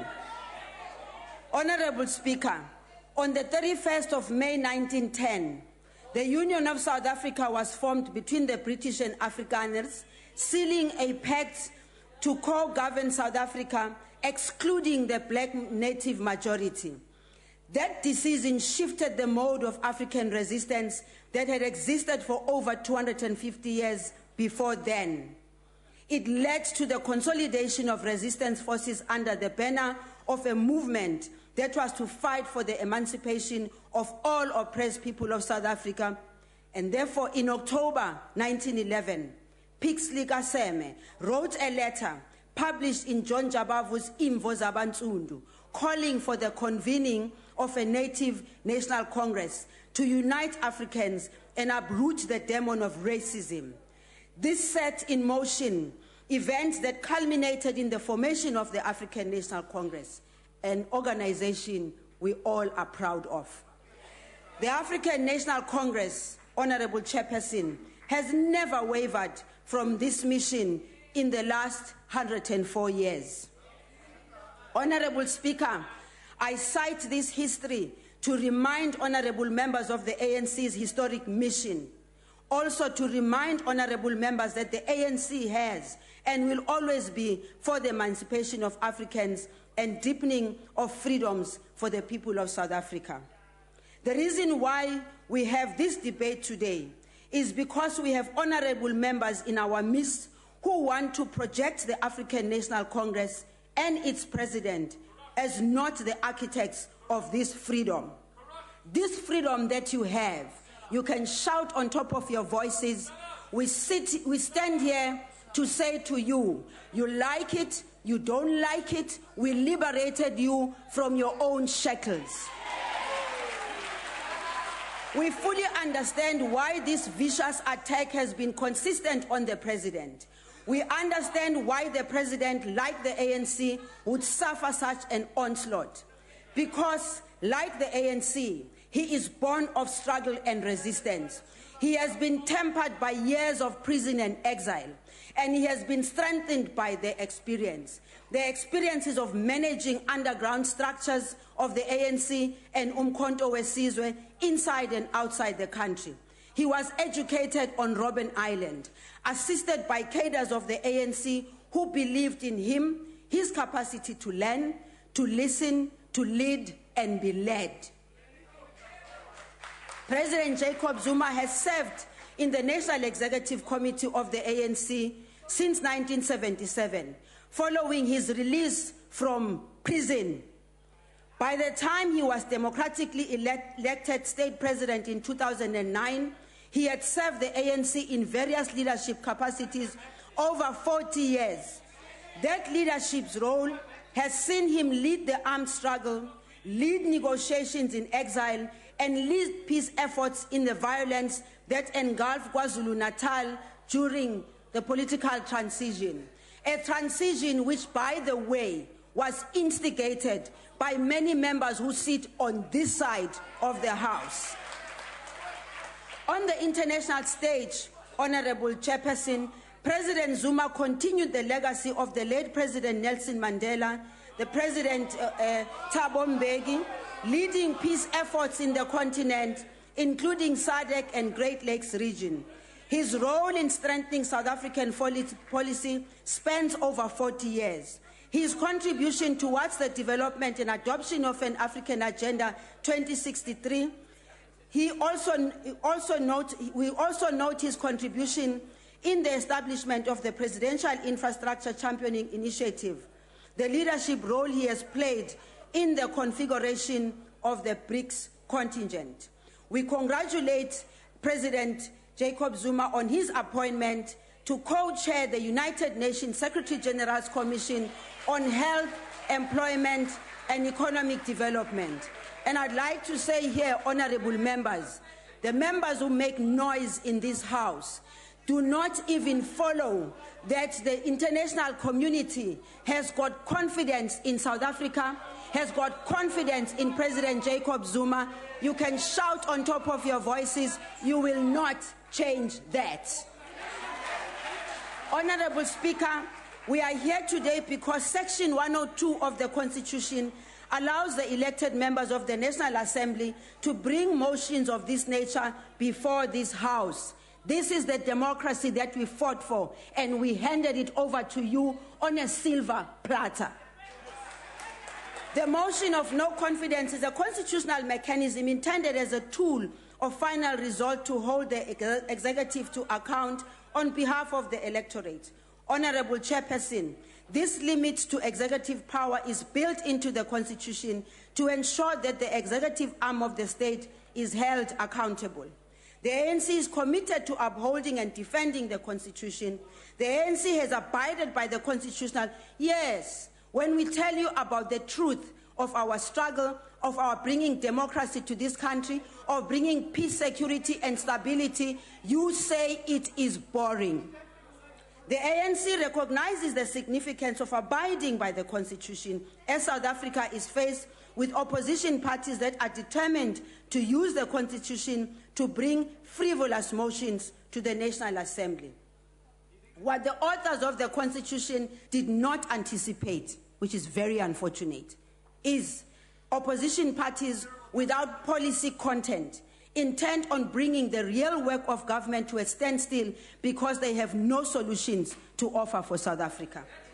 The real question before us today is whether the opposition party that has brought this motion does so on behalf of South Africans or in their own interest because of gains they have failed to make in the ballot box. So hlangana khona boxing.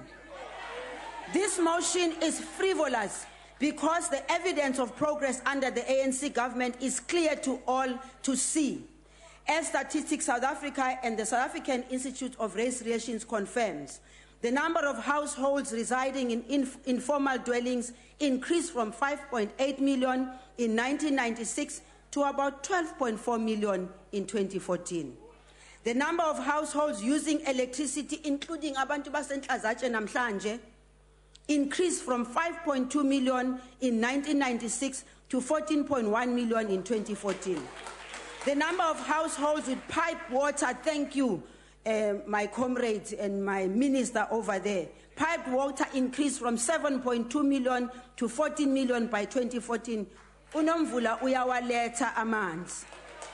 The number of households with flushing lavatories increased from 4.6 million to 9.9 million in the same period. The truth, Honorable Speaker, is that the opposition do not want to debate policy because their policies are watered down versions of the policies of the ANC, which we are busy implementing. The call by South Africans for greater economic inclusiveness has been answered through the amended BEE codes. The industrial policy action has answered the call for consolidating key state resources to support the growth and export of industry in order to stimulate economic growth. The expropriation bill released by the Department of Public Works will fast-track the acquisition and transfer of land under the leadership of President Jacob Zuma. The call for the department dedicated to SMMEs and cooperatives was answered in 2014 with the creation of the Department of Small Business Development. The department has concluded informal support and programs, and we are delivering to the people of South Africa. Honorable Chairperson, President Zuma has led the adoption of the National Development Plan as the blueprint for South Africa's Vision 2030. This vision has been adopted both at the level of the ANC and that of government. The Honorable Minister of Finance presented a sound, balanced budget that set us on the path for achieving the inclusive growth targets set out in the NDP. The budget proposed a cut on spending of up to 25 billion. It proposes an injection of an additional 16 billion over the next 3 years to higher education. It allocated 11.5 billion to social grants over the MTSF period. Honorable Speaker, this is not a picture of an absent and unresponsive government. This is a story of a working government. This is a story of a caring government and the story of a caring president. Contrary to what the leader of the opposition would have South Africans believe, it is he that inhibits his own planet. It is his DA that is not interested in inclusive growth in a country with a history of racially skewed economic development. Honorable Speaker, this should be a motion against the opposition. It should be a motion against an opposition that has chosen political expedience over principle. It should be a motion against an opposition that has chosen the low road of theatrics instead of relying on rigor of the policies and ideas. Honorable Speaker, in conclusion, I would like to just say to the opposition, on this side of the House, if any chance you think you've got people on this side of the House, ask the ones who we dealt with during the time of struggle. They'll tell you what we did with them. Don't make that mistake. Honorable Maimane.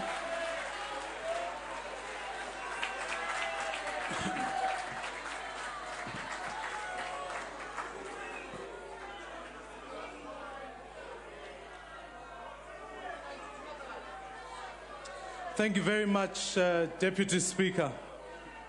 You know, Honorable Zulu, what the constitutional authors did not foresee was the fact that one day to the highest office in the land would arise a South African with 783 charges of corruption, racketeering, and have given them the ability to be able to decide who the National Director of Public Prosecutions is.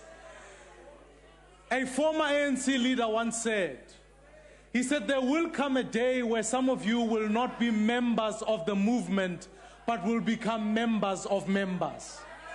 What I've heard today are not members of the movement, but they are members here simply to vote to protect President Zuma. And what is worse is that none of you came here today to defend President Zuma. Instead, you made the debate about everything else. Come here and tell me why I should support President Zuma. But here's what I'd like you to know, is that if you put up a candidate who's worthy of the office of the president and put South Africa first, I will support that person, but I can't support President Zuma, and that's very clear. So the question before you is, how far and how long will we continue like this? Your own fellow comrades have been thrown away. People like Ntlantanene, who put South Africa first, were tossed away. People like Muloi Maropa, the chairperson, were tossed away.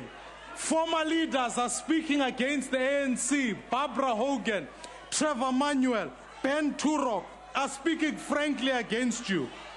But all I see before me are members who, to borrow a famous quote, have stopped putting South Africa first, but are here to defend President Zuma.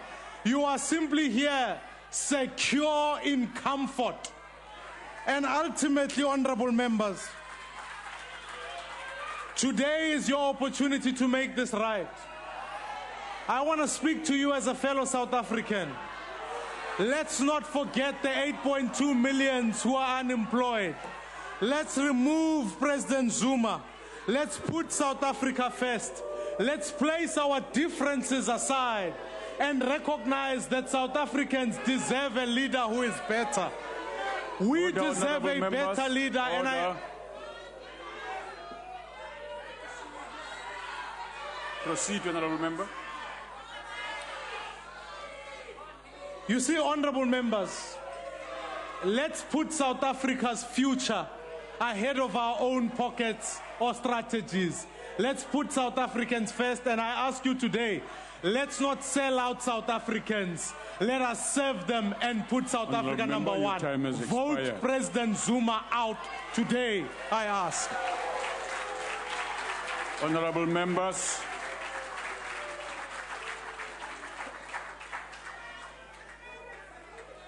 that concludes the debate. I now put the motion. Are there any objections? Okay. Let me now put the question. I now put the question. Those in favor will say aye. Aye. Those against, no. The noes have it. Deputy Speaker, the Democratic Alliance calls for a division so that history will mark who voted in which way. Honorable members, the bells will be rung for 5 minutes.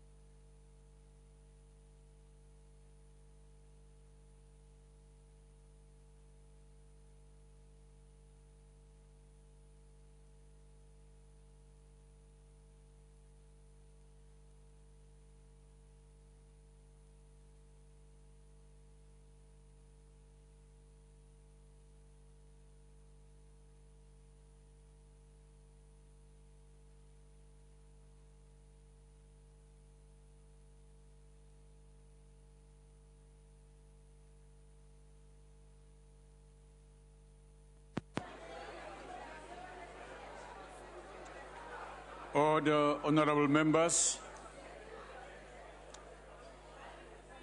Order, honorable members. Please take your seats and settle down. I would like to remind members that they may only vote from their allocated seats. When requested to do so, members must simply indicate their vote by pressing the appropriate button below the yes, abstain, or no. If a member inadvertently presses the wrong button, the member may thereafter press the correct button. The last button pressed will be recorded as the members vote when the voting session is closed by the chair. The question before the House is that the motion as moved by the leader of the opposition be agreed to. Are all members in the allocated seats? Voting will now commence. Those in favor of the motion should press the yes button. Those against should press the no button. Those wishing to press the abstain button. Have all members voted? I think there is a hand there. It might be members are just required to press. Yes?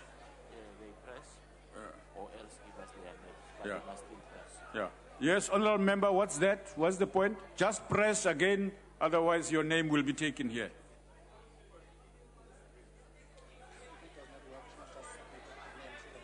Yeah, yeah. It's okay, just submit your name. The whips will bring the name here. Have all members voted? Thank you. The voting session is now closed.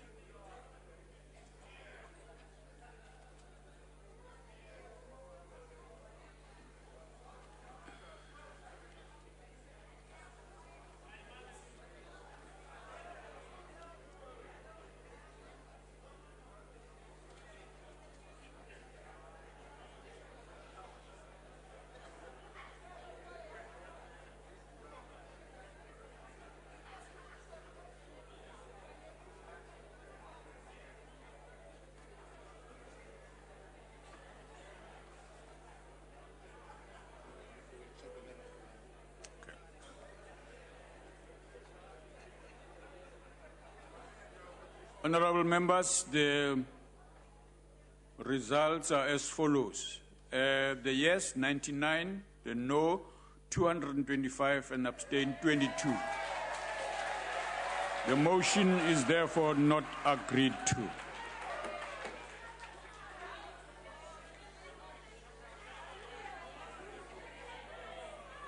Honorable members, that concludes the business of the day. The House is adjourned.